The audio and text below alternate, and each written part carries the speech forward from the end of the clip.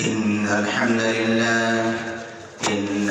لله نحمده ونستعينه ونستغفره ونؤمن به ونتوكل عليه ونعوذ بالله من شرور أنفسنا ومن سيئات أعمالنا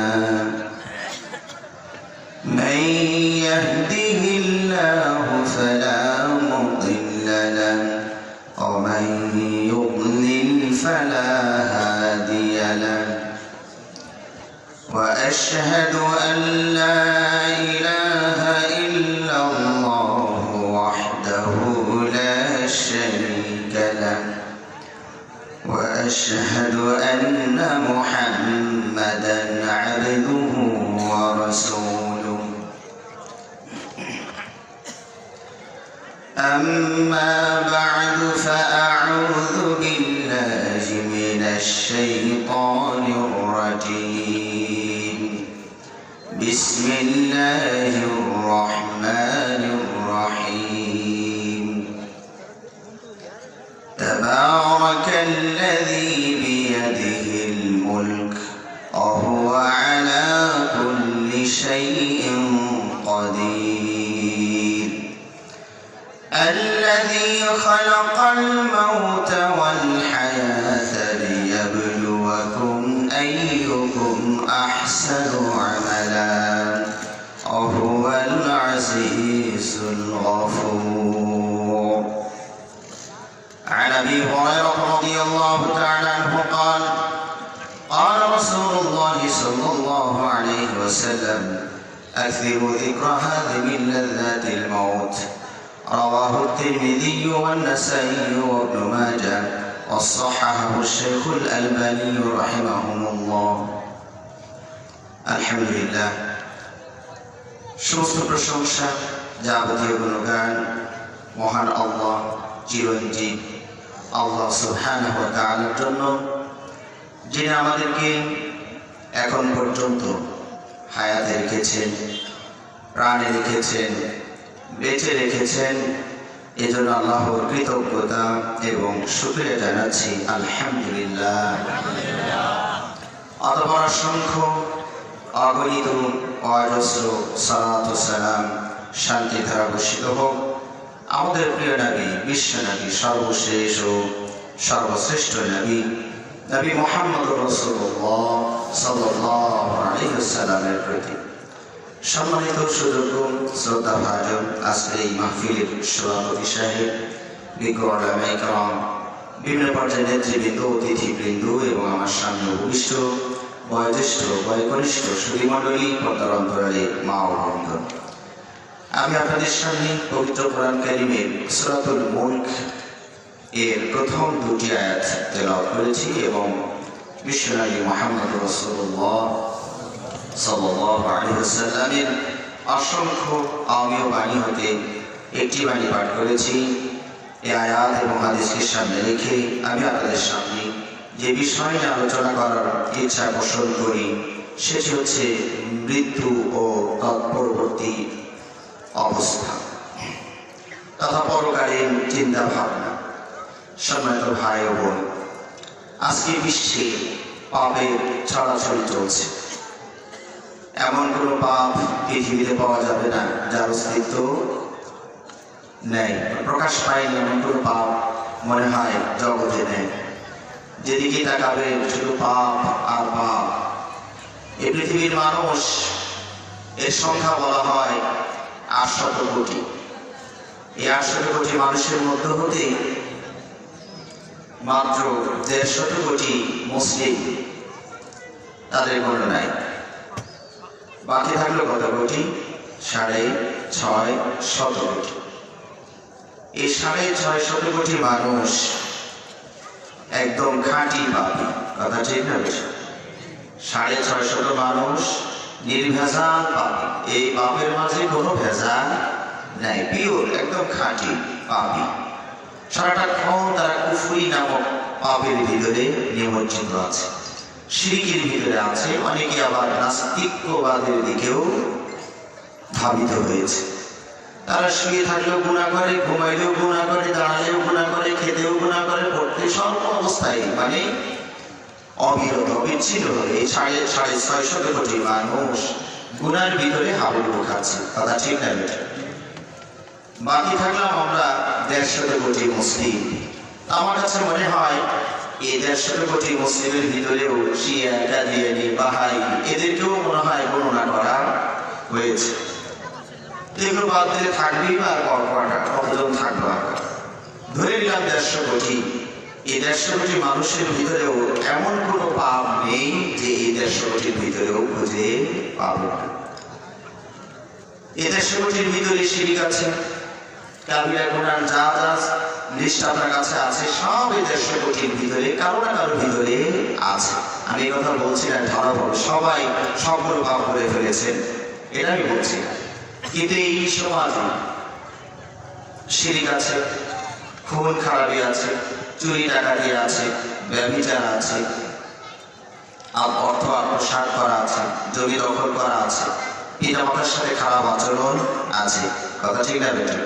স্বামী স্ত্রীর প্রতি জুলুম আছে, সুদ আছে, ঘুষ আছে, গান বাজনা আছে, নেশা আছে। তো কোনটা নাই বলে তো দেখি?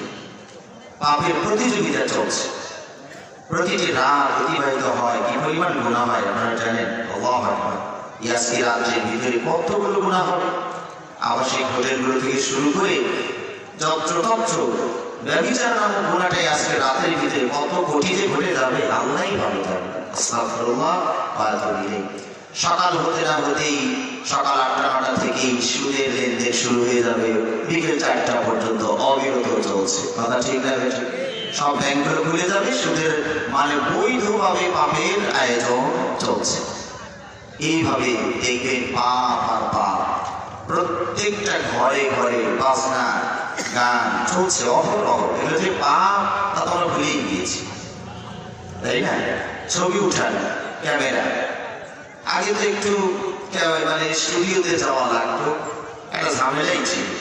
এখন তো হাতের নাগাল, যত্র তত্র বসে কেউ ধানের গাছের ভিতরে বসে ধান খেতে বসে, কেউ পাট খেতে বসে, কেউ গাছের ডাল ধরে যেখানে পাচ্ছে শুধু ছবি সেলফি মারছে। কথা ঠিক না? এখানে একটু পার্থক্য হবে ভিডিও আর স্থিতিশীল ছবি। কথা বুঝতে পেরেছেন? কারণ ভিডিওকে ইবাদত করে না। আমার কথা কি বুঝতে পেরেছেন? ভিডিও যে ভিডিও হচ্ছে এটা কি কেউ ইবাদত করে না। অর্থাৎ ভিডিওর ভিতরে একজন মাহবুব বানিয়েছে, উনি দৌড়াদৌড়ি করছে, হাঁটাহাঁটি করছে, আর মানুষ তার ইবাদত করছে, এরকম হয় নাকি? না, মানুষ ইবাদত করে স্থিতিশীল ছবি। দেখবেন ওই যে ওখানে মূর্তি আঁকানো আছে অথবা ছবি দেয়ালের সাথে লাগিয়ে দিয়ে সেখানে ফুল দেওয়া হচ্ছে, এগুলো পূজা হয়। স্থিতিশীল ছবি যেটা নড়াচড়া করে না, এটার পূজা হয়। কিন্তু এই ছবিগুলো যত্রতত্র ছেয়ে গিয়েছে। হাদিসে কোটি কোটি শব্দ আছে এই ছবিগুলোর ব্যাপারে, সেগুলো যে পাপ আমরা সহ ভুলে গিয়েছি, জনগণ আর কোথায় থাকবে? এইভাবে দেখুন যত্রতত্র পাপ চলছে। কেন বলুন তো? কারণটা কি? কেন আমরা পাপ করি, কেন আমরা ভুল করি, কেন আমরা অপরাধ করি? কারণ হচ্ছে আমরা আখিরাতকে ভুলে গিয়েছি। মরণের পরে যে আমাদের আর একটা জীবন আছে, এই জীবনকে ভুলে গিয়েছি। সম্মানিত ভাইরা, যার কারণে আমরা এই পাপগুলো করছি। একজন পাপী যদি সত্যিকারে মরণের কথা স্মরণ করেন, তাহলে তার পক্ষে কোনোভাবেই পাপ করা সম্ভব নয়। একজন আলেম, একজন বাদশাহ, তার সর্বক্ষণ শুধু পাপ হয়ে যায়, কোনোভাবেই তিনি পাপকে নিয়ন্ত্রণ করতে পারছেন না। তাহলে স্বর্ণবর্ণ হলে পরামর্শ চাইলে যে কি করা যায়, তাহলে তাকে একটা প্রেসক্রিপশন লিখলেন যে আপনি দৈনিক 100 বার মৃত্যুর কথা স্মরণ করবেন। তো রাজামশাই 100 দানার একটা তসবি বানিয়ে নিয়েছেন। তসবি বোঝেন তো, আমাদের সর্বনামন্ত্র জবার জন্য তসবি বানিয়ে নিয়েছেন পুঁথি দিয়ে। তিনি 100 দানার একটা তসবি বানিয়ে সিংহাসনে ঝুলিয়ে রেখেছেন। সিংহাসনে বসে তসবিটা টান দিই, আমাকে মরতে হবে, আমাকে মরতে হবে, আমি মরবো মরবো মরবো মরবো মরবো মরবো মরবো, এভাবে 100 বার জিকির করে মরবো মরবো মরবো। 100 বার জিকির হয়ে গেলে আবার তসবিটা রেখে দেয়। এইভাবে বেশ কিছুদিন মরণের স্মরণ হলো বটে, পাপের গতি না বাড়লেও কমার কোনো লক্ষণ পাওয়া যাচ্ছে। তাহলে আবার ডেকেছে যে আলেম আপনি কি তসবিহ দিবেন, এই তসবিহের কোনো কাজ হচ্ছে না, আমার পাপের গতি তো কমছে না। তো আলেম মানুষ একটু চালাকি করলে, মানে একটু বুদ্ধি খাটালেন, কারণ সব কথা সব জায়গায় সব সমান তালে বলা যায় না। অবস্থা বুঝে ব্যবস্থা নিতে হয়। পায়ের নিচে মাটি যেমন দাঁড়ানোর ধরন হবে ওই রকম, কথা ঠিক না বেঠে। নদী যেমন হাল হবে, নৌকার হাল ধরবেন সেরকম। শান্ত নদীর হাল হবে একরকম, আর স্রোতের বিভিন্ন হাল ধরা হবে আর একরকম। আমরা কি বুঝতে পেরেছেন? অর্থাৎ সব কথা সব জায়গায় সমান তালে বলা যায় না। কথায় কথায় আরেকটি ঘটনা মনে পড়ে গেল, যেটি বাঘ, সিংহ আর শিয়াল তিনজন মিলে তিনটে শিকার করেছে, একটা গরু, একটা ছাগল আর একটা খরগোশ। সিংহে বলছে, এই শোনো, আমরা তিনজনে অভিযান চালিয়ে শিকারটা করেছি, তো এইটা গিয়ে কিভাবে খাবে, এ ব্যাপারে একটা সুষ্ঠু বন্টন না হলে আমাকে তো খাওয়ার অভ্যাস নেই। তো সিংহ বলছে যে এই বাঘ তুই ভাগটা করতো। তার বাঘে ভাগ করছে।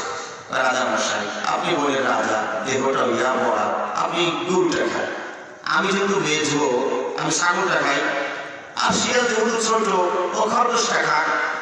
এই ভাগ যেই করেছে, সিংহ পটান করে বাঘের গায়ে একটা থাপ্পড় দিয়েছে। হ্যাঁ বেটা বেয়াদব, এত বড় বেইনসাফি ভাগ করে কি শিখিয়েছে, এই ভাগ আমার পছন্দ হয় নাই।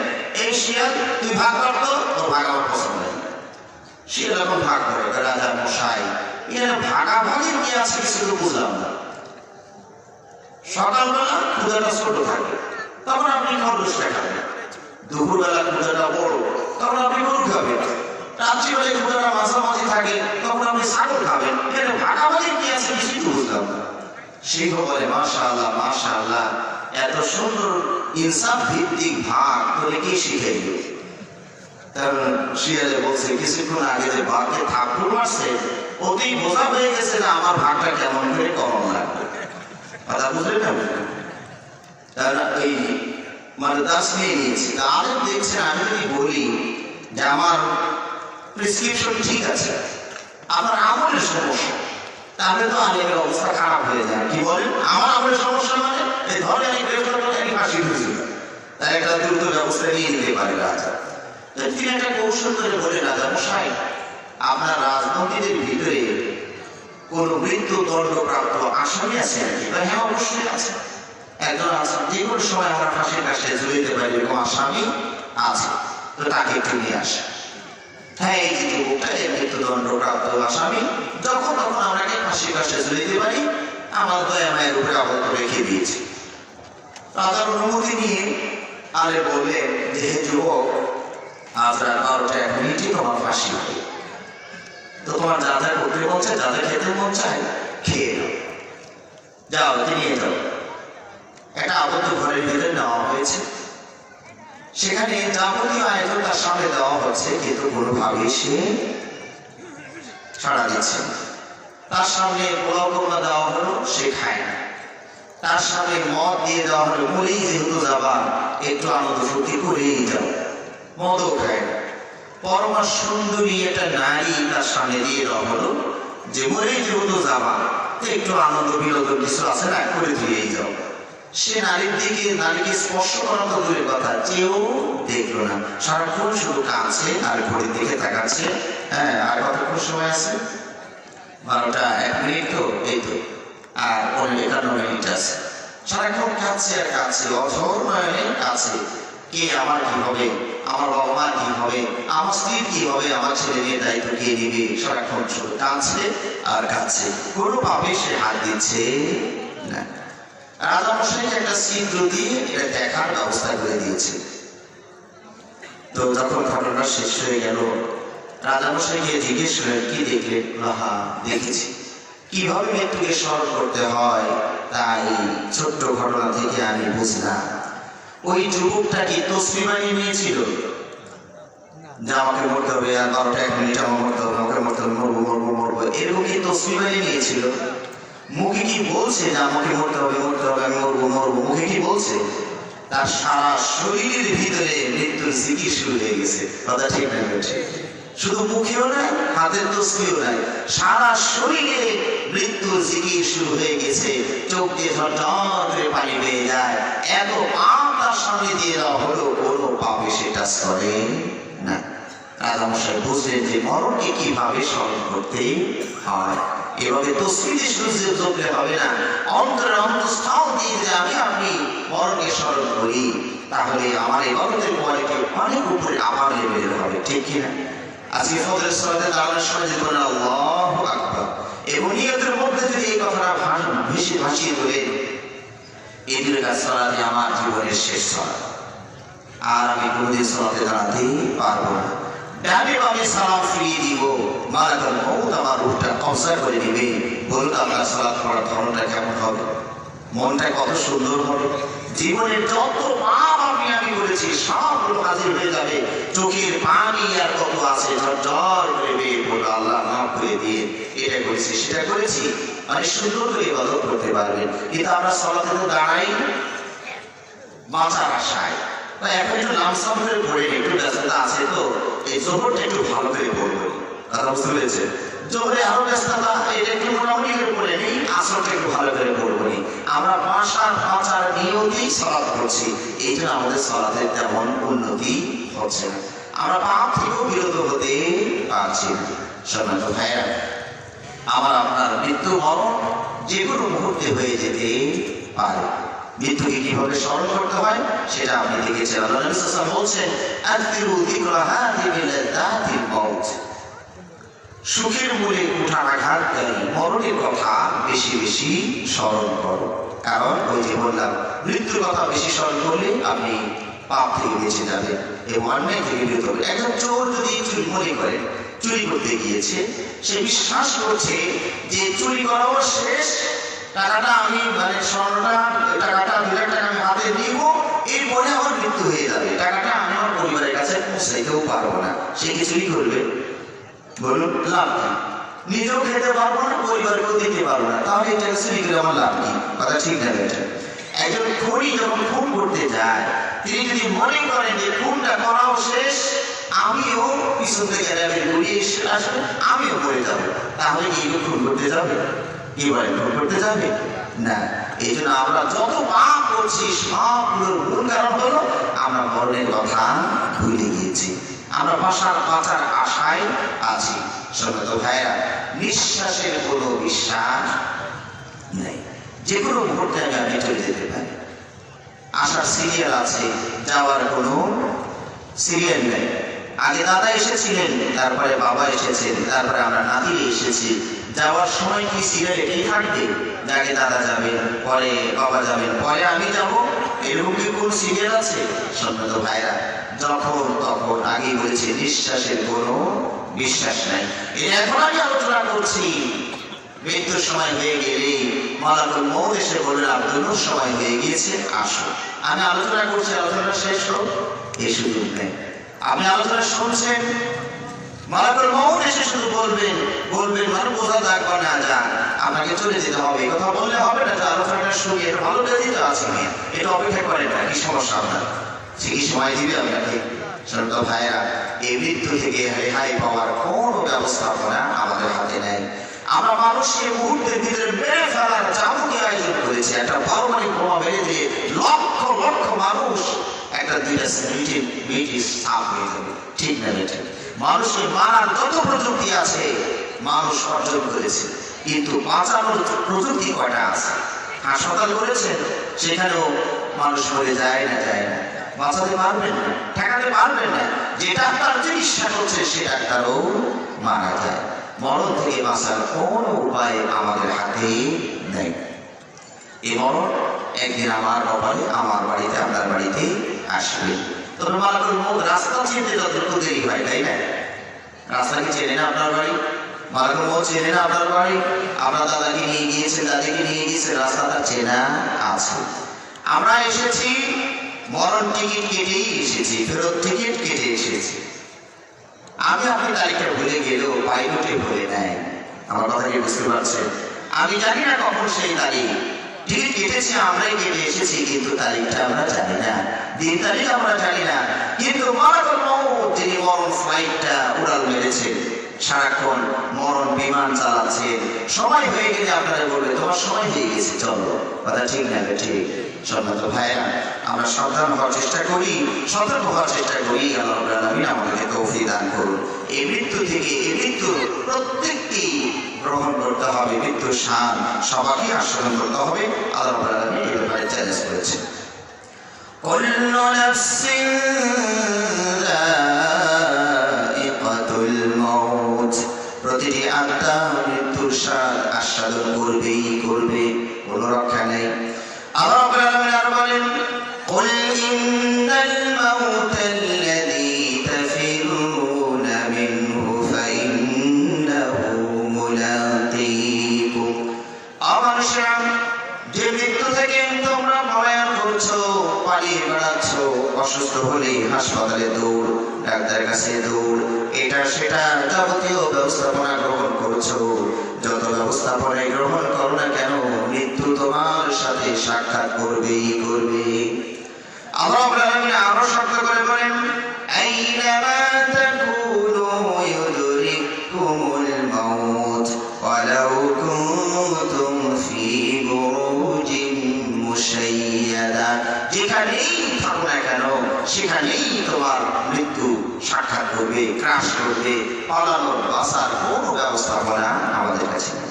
সম্মানিত ভাইরা, আমরা এই সময় নেতৃবৃন্দের নিরাপত্তার ব্যাপারে কথা শুনি যে 3 স্তর নিরাপত্তার ব্যবস্থা করা হয়েছে। কয় স্তর? 3টা স্তরে নিরাপত্তা দেওয়া হয়েছে। কোন সন্ত্রাসী ভেদ করতে চাইলে প্রথম স্তরই বাধাপ্রাপ্ত হবে, এটা ভেদ করলে পরের স্তরটা আরো কঠিন নিরাপত্তা দেওয়া হয়েছে, ওটা ভেদ করতে পারবে না, পরেরটা তো আরো পারবে না। এইভাবে আমরা আমাদের নেতৃস্থানীয় ব্যক্তিবর্গের নিরাপত্তার ব্যবস্থা করেছি। কিন্তু ভাইরা, মরণ যখন এসে যাবে, আপনি যে কাঙ্ক্ষিত নেতৃবৃন্দের নিরাপত্তার দায়িত্বে আছে, দেহরক্ষী আপন জায়গায় দাঁড়িয়ে রবেন, অস্ত্র শস্ত্র নিয়ে পাহারায় থাকবেন, কিন্তু যাকে নিয়ে নিরাপত্তার আয়োজন সে ব্যক্তি একদিন থাকবেন না। কথা ঠিক না? ঠিক। দেহরক্ষী আপন জায়গায় দাঁড়িয়ে থাকবেন, এরপরে যত ব্যবস্থাপনা নিরাপত্তা সিসি ক্যামেরা সব আছে, কিন্তু যাকে নিয়ে এত নিরাপত্তার এত কিছু আয়োজন সেই লোকের দিন থাকবে না। মালাকুল মউত কোন দিক দিয়ে যে আসলো আর কোন দিক দিয়ে যে আপনার কাঙ্ক্ষিত ব্যক্তিকে নিয়ে গেল কিছুই খোঁজ পাবে না। সুতরাং ভাইরা, আমাদের প্রত্যেকেরই মরণ আছে। মরণ নাই শুধু একজনের, তার নাম কি বলুন তো? মরণ নাই শুধু একজনের, তার নাম কি? কুল্লু মান আলাইহা ফান ওয়া ইয়াবকা ওয়াজহু রাব্বিকা যুল জালালি ওয়াল ইকরাম। সব কিছু ফানা হয়ে যাবে, সব কিছু লয় আছে, ক্ষয় আছে, বিনাশ আছে, পরিসমাপ্তি আছে, শেষ আছে। শুধু পরিসমাপ্তি আর শেষ নেই, একজনের, তার নাম হলো, বলুন না, তার নাম হলো আল্লাহ। আল্লাহ। কুল্লু মান আলাইহা ফান ওয়া ইয়াবকা ওয়াজহু রাব্বিকা যুল জালালি ওয়াল ইকরাম। আল্লাহ হচ্ছেন চিরঞ্জীব, চিরস্থায়ী। আমরা এখন বসিতে কথাটা বারবার পড়ি, আল্লাহু লা ইলাহা ইল্লা হুয়াল হাইয়ুল কাইয়্যুম। আল্লাহ হচ্ছেন চিরস্থায়ী, চিরঞ্জীব, তার মৃত্যু কোনোদিনও টাচ করতে পারবে না। তিনি ছিলেন, আছেন, থাকবেন। আমরা ছিলাম না, আছি, থাকবো না। কথা ঠিক না? এই জন্য আল্লাহ রাব্বুল আলামিন আরেকটি আয়াতে বলছেন, ওয়াতাওয়াক্কাল আলাল হাইয়্যিল্লাযী লা ইয়ামুত। ভরসা করুন সেই সত্তার উপর যার কোনো মরণ নাই, আর যার মরণ আছে তার কোনো ভরসা নেই। ধরুন কোন একজন এমপি, কোন একজন মন্ত্রী, উচ্চ পদস্থ ব্যক্তির উপরে ভরসা করে একজন মানুষকে খুন করলেন, কি বিশ্বাসে যে আমি মন্ত্রী সাহেব আমার সাথে আছে, এমপি সাহেব আমার সাথে আছে, তার উপরে আস্থা রেখে খুন করে ফেললেন। ধরা পড়লেন, একটা ফোন, কিছু ব্যবস্থাপনা, আমি মুক্তি পেয়ে যাব, এই ভরসা করে খুনটা করলেন। খুন করার পরে খুবই সংবাদ আসলো যে এমপি সাহেব, মন্ত্রী সাহেব তিনি নিজেই মারা গিয়েছে। কে রক্ষা করবে এখন আপনাকে? কথা ঠিক না? সুতরাং ভাইয়েরা, ভরসা শুধু কার উপরে করতে হবে? ভরসা কার উপরে করবে? আল্লাহর উপরে। আমাদের সমাজে কিছু ভুল ধারণা আছে, আমরা এমন বলে ফেলি যে আল্লাহর ওলি যারা তাদের কোনো মরণ নেই। জানি এই কথা আপনারা শুনেছেন নাকি কোনদিন? তারা কোরআন দিয়ে আবার দলিল দেয়, আলা ইন্না আউলিয়া আল্লাহি লা খাউফুন আলাইহিম ওয়া লা হুম ইয়াহজানুন। মনে রেখো আল্লাহর ওলি যারা তাদের কোনো ভয় নেই, তাদের কোনো চিন্তা নেই। সম্মানিত ভাইরা, এখানে ওলিরা মরবে না মরবে না এই কথাই বলা হয়নি, অথচ এই আয়াতেই দলিল দেওয়া হচ্ছে যে আল্লাহর ওলিরা মরবে না। নাউযুবিল্লাহি মিন যালিক।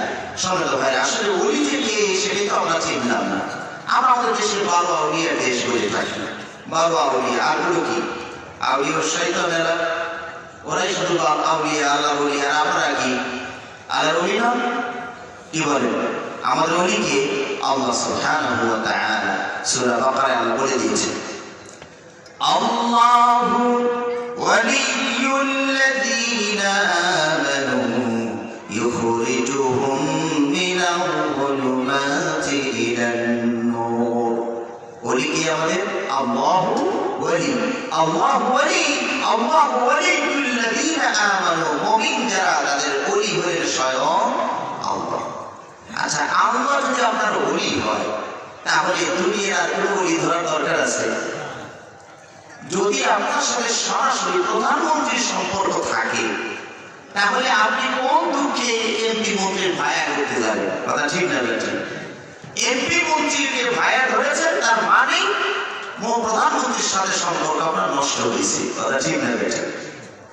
আমি ফোন দিয়ে যদি প্রধানমন্ত্রী আমার ফোন রিসিভ করে তা আমি কেন ভায়া করতে যাই? কথা ঠিক না বেঠিক? তো যে যারা দুনিয়ার জঙ্গলে আর এদিক সেদিকের ওলিয়া উলিয়া খুঁজে বেড়াচ্ছেন, বুঝতে হবে তাদের সাথে আল্লাহর সম্পর্ক নষ্ট হয়েছে। সম্মানিত ভাইরা, আমাদের দেশের মানুষ ওলিও চিনতে পারল না।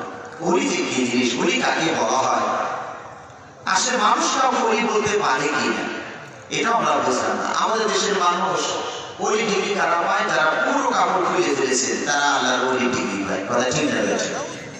আসলে সমাজে একটু কয়েক বছর আগে একটা মাহফিলে যাবো, ওই ঢাকা 300 ফিট রাস্তা দিয়ে যেতে হবে। তাই বললাম একটু ঠিকানা বলেন তো। বলছে আপনি 300 ফিট রাস্তাতে ঢুকি কিছুদিন এসে জিজ্ঞেস করবেন ন্যাংটা বাবার মাঝা। কোন বাবার মাঝা? ন্যাংটা বাবার মাঝা। আর ঠিকানা নেই? না, ঠিক ঠিকানা। দেখেছেন? তাহলে বাবা ন্যাংটা হয়ে চলছে, সে এখন বলে বাবা হয়েছে। আজিমপুর কবরস্থানে গিয়ে দেখবেন ন্যাংটা বাবার মাঝা আছে। আমাদের দেশে ওই হলেন কারা? যারা কাপড় ছাড়া চলছে, তারা হলো আল্লাহ। এই সমাজের মানুষ এদেরকে ওই ডিগ্রি দেয়। নাউযুবিল্লাহি মিন যালিক। ও মজা গাঁজা খেয়ে এগুলো খেয়ে বড় করে ফেলেছে, তারা হলো আল্লাহর ওলি। আমার কথা বুঝতে পেরেছে? এটা হলো এক শ্রেণীর বিশ্বাস। আর এক শ্রেণী এরকম বড় জুব্বা পাগড়ি ইত্যাদি ইত্যাদি, তাদের আমরা আল্লাহর ওলি বলি। সম্মানিত ভাইরা, আসলে ওলি বলার জন্য এই যোগ্যতা আমাদের কারো আছে কি না? আপনি কাউকে ওলি বললে তার ভিতরে সেই গুণটা আছে কি না আপনাকে জানা লাগবে না? আমি বোঝাতে ভুল করছি না আপনাদের? আপনি আমার যদি ওলি বলেন তো আমার ওলি হওয়ার জন্য কি কি গুণাবলী লাগে এটা আপনার জানা থাকা লাগবে। না জানা থাক, আমার জানা নাই অথচ আমাকে ওলি বলে, তাহলে আপনি লাভ জানা দেখি কারো দুলাভাই ডাকতে গেলেন। দুলাভাই যে কারে বলো তো আপনি জানি কি না? তাহলে জানা দেখি দুলাভাই বলবে। কথা ঠিক না ঠিক? আসলে লাল জামা গায়ে দিলে কি দুলাভাই হওয়া যায়? এর এলাকায় নিয়ে থাকা আমিও লাল জামা পরে আসতাম, সব আমার দুলাভাই। লাল জামা পরে কি দুলাভাই হওয়ার আলামত? কি বলেন না? ওটা একটা সিস্টেম আছে। তো ওলি হওয়ার জন্য একটা সিস্টেম আছে, আমরা সেটা জানি না। আমরা বিচার জানি না, কিন্তু বিচারের আসনটা দখল করে রেখেছি। ল জানি না, লয়ার হয়ে বসে আছে। তা আমার এক ভাই বিয়ে করে বলি আমরা, উনি বলছেন ভাই ওই আমাদের গ্রামের পশ্চিম পাড়ার মেয়েদের কোরআন তেলাওয়াত খুবই বিশুদ্ধ। তাই বললাম ভাই আপনি কোরআন পড়া জানেন নাকি? না জানলে কি হবে, শুনলেই বোঝা যায়। দেখেছেন? এই হলো বিচার। পশ্চিম পাড়ার মেয়েদের কোরআন পড়া খুবই বিশুদ্ধ, আপনি কি করে বুঝবেন? আপনি কোরআন পড়া জানেন, না জানলে কি হবে, শুনলেই বোঝা যায়। কোরআন পড়তে মদ আছে, মাখরাজ আছে, সিফাত আছে, কত কিছু আছে, কিছু আপনাকে শুনলেই বোঝা যায় এটা ঠিক আছে। এই যদি হয়ে আমরা বিচার করি তাহলে তো সমস্যা। সুতরাং ভাই আমরা কাউকে ওলি বলতে পারি না। ওলি বলার যোগ্যতা শুধুমাত্র একজনের, তার নাম হলো আল্লাহ সুবহানাহু ওয়া তাআলা। কারণ ওলির যে গুণাবলী বলেছে সেটা আমরা জানতেই পারবো না। আল্লাহ বলেছেন, আল্লাহ রাব্বুল আলামিন কোরআনে বলেছেন, ইন আউলিয়াউহু ইল্লাল মুত্তাকুন। আল্লাহর ওলি হলেন যারা মুত্তাকি, যারা তাদের ভিতরে অমৃত তাকওয়া আছে। এখন তাকওয়াটা থাকে কোন জায়গায় বলুন তো? কলবের ভিতরে। কলবের মালিক কে বলুন তো? বলুন না, কলবের মালিক কি? অন্তর্যামী কে? আর যদি বলুন না, অন্তর্যামী কে? ইন্নাল্লাহা আলীমুম বিযাতিস সুদূর। আল্লাহ হলেন অন্তর্যামী। তাহলে কে ওলি? মুত্তাকি। যে কে মুত্তাকি? অন্তরে আল্লাহর ভয় আছে যার।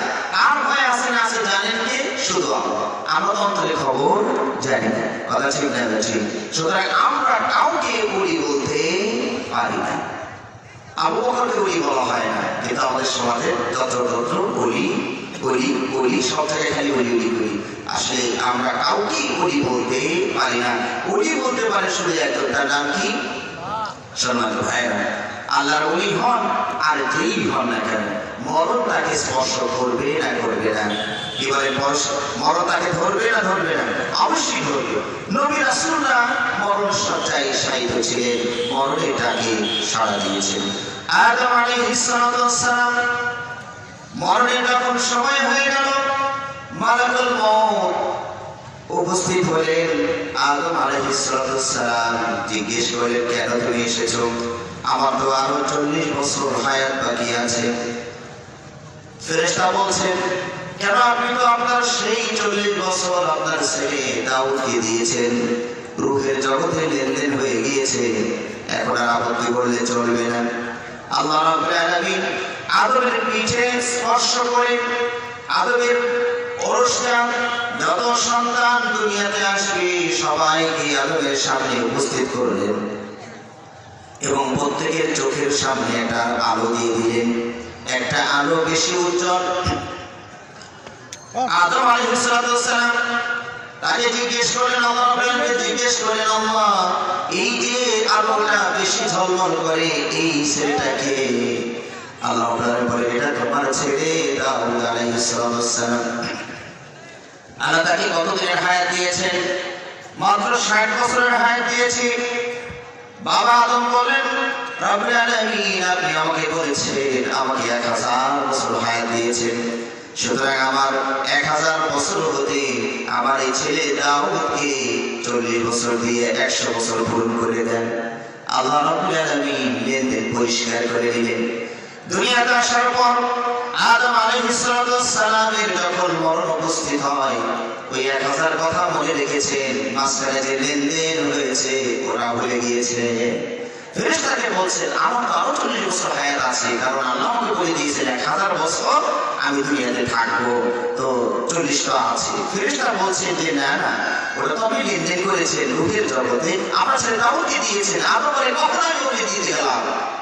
তো আল্লাহ ইসলাম বলছেন, বাবা ভুলে গিয়েছে, বাবা লেনদেন করেছিল ভুলে গিয়েছে। আমরা তাদের সন্তান, আমরা ভুলে যাই মাঝে মাঝে লেনদেন করি, তোমার কাছে আলু বাকি করে নিয়েছিলাম, মনে নাই, ভুলে গিয়েছি। কথা ঠিক না ঠিক? ওই আদম অস্বীকার করেছে, আমি কাউকে হায়াত দিই নেই, আমরাও মাঝে মাঝে অস্বীকার করে ফেলি। কথা ঠিক না ঠিক? কিন্তু আদম আলাইহিস সালাম কি ওই অস্বীকার করে মৃত্যু থেকে বাঁচতে পেরেছিলেন? বলুন, বাঁচার সুযোগ ছিল না? ছিল না। মুসা আলাইহিস সালাম নবী রাসূলগণ দুনিয়া থেকে চলে যাচ্ছেন। মুসা আলাইহিস সালামের মরণ উপস্থিত হলে মালাকুল মউত এসে বললেন, আজিব রাব্বাক। বুখারী মুসলিমের হাদিস। আপনি আপনার রবের ডাকে সাড়া দিন। মুসা সালাম রাগী নবী না ঠান্ডা নবী? রাগী নবী। যেই বলছেন যে আপনি আপনার রবের ডাকে সাড়া দিন, হঠাৎ করে একটা থাপ্পড় দিয়েছে মালাকুল মউতকে, যে আপনার কাম করে নেওয়া, আমার কত কাম বাকি, আপনি খালি নিয়ে ব্যস্ত হয়ে আছে। একটা থাপ্পড় দিয়েছে, এক থাপ্পড়ের চোখ একটা নষ্ট হয়ে গিয়েছে, মালাকুল মউত ফিরে গিয়েছে। কোনো কোনো বর্ণনায় এটাও পাওয়া যায় মালাকুল মউতের একটু রাগ হয়েছিল, উল্টাটা দিতে চাইছিলেন, কিন্তু পরের 100 সহ্য করতে পারবেন কিনা এই ভয় আর দেন নাই। কথা বুঝতে পেরেছে? আর মুসার সাথে আবার আল্লাহর সম্পর্ক ভালো। পরে যদি আবার তুমি মারছো কেন আমার নবী, আমার নবী একটা থাপ্পড় দিয়েছে, তুমি আবার মারতে গেছো কেন, যদি এই বিচার শুরু হয় ওই ধকল সম্পানো যাবে না। এই জন্য আমার কোনো মজা উল্টার একটা দেয়নি, ফিরে গিয়েছেন আল্লাহর কাছে। আল্লাহ এমন এক বান্দার কাছে আপনি পাঠিয়েছেন যে মরতে চায় না, মরার কথা বলার কারণে আমার এই অবস্থা টাইট করে ফেলেছে, যে দেখো কি করেছে, থাপ্পড়ে চোখ নষ্ট করে দিয়েছে। তিনি আল্লাহর হাসপাতালে ভর্তি হলে, আল্লাহর হাসপাতালে ভর্তি হলে কি 2-3 মাস লাগে নাকি? আর এখন হাসপাতালে ভর্তি হলে বাড়ি খালি করতে হয়। কথা বুঝতে 2 লাখ নিচে, 1.5 লাখ নিচে, 1,50,000 নিচে আপনাকে রিলিজ দিবেন, ধরে রেখে আসতে করে অক্সিজেন ঢুকে দিয়ে থাকবে, আইসিইউতে আছে, মানে 50,000 বিল করা লাগবে না। হাসপাতাল চলবে কেমন? বেচারা বোধহয় এসেই গেছে, দয়া নাই করে অল্পতে ছেড়ে দাও, 50-1 লাখ টাকা নিয়ে ছেড়ে দাও। আমরা এখন ডাক্তার আর টাকা দুইটারই সামনে ড্র আছে, এক হয়ে গিয়েছি। কথা ঠিক না বেটা? সব ডাক্তারের কথা বলছি না, কিছু ডাক্তার মায়ের সন্তান গর্ভবতী মাকে নিয়ে গেলে স্কুলে নিয়ে আগে বসে থাকে, ভাই বাচ্চা উল্টো হয়ে আসছে, কাটা ছাড়া বুদ্ধি তো নেই। কথা ঠিক না? হাজার বছর ধরে বাচ্চা এমনি এমনি বেরিয়ে আসলো, এখন একটাও চাকু ছাড়া বের হয় না, কারণ এমনি বের হয়ে আসলে লস 1,000 টাকা, আর কেটে কুটে বের করলে 30,000 টাকা। কে এত বড় লস করতে চায় কত দেখি? 30,000 টাকার লোভে এই মাটাকে বোনটাকে সারা জন্মের জন্য পঙ্গু বানিয়ে দিলেন। ঠিক না? ঠিক। কেটে বের করলেন, সিঁড়ি করে দিলেন, বলে দিলেন যে কোনো ভারী কাজ সে করতে পারবে না, 5 কেজি ওজনের উঠানো যাবে না, পঙ্গু বানিয়ে দিলেন সারা জীবনের জন্য মেয়েটাকে। কিন্তু ওই যে বলিউড না হলিউডের নায়িকা যারা আছে, এরা যদি গর্ভবতী হয়, প্রসব করতে যায়, ডাক্তার সর্বোচ্চ চেষ্টা করে তারা সিজার করা না লাগে। কেন বলতো দেখি? সিজার করলে ড্যাস দিতে পারবে না, গেছে পঙ্গু। কথা বুঝলেন না? বুঝলেন না?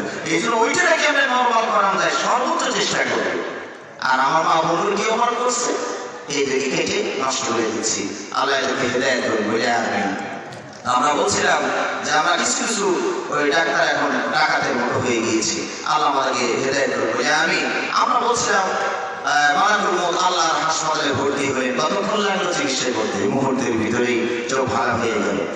আল্লাহ রাব্বুল আলামিন মুসা আলাইহিস সালামের জন্য পেট ভরা অফার দিয়ে দিলেন, হায়াতের অফার দিয়ে দিলেন। যাও মুসাকে বলো একটা ষাঁড়ের গায়ের উপরে হাত রাখবে, এই হাতের নিচে মুসা আলাইহিস সালামের হাতের নিচে যতগুলো লোক পড়বে, প্রত্যেকটা লোক কূপের বিনিময়ে মুসাকে 1 বছর করে হায়াত দেওয়া হবে।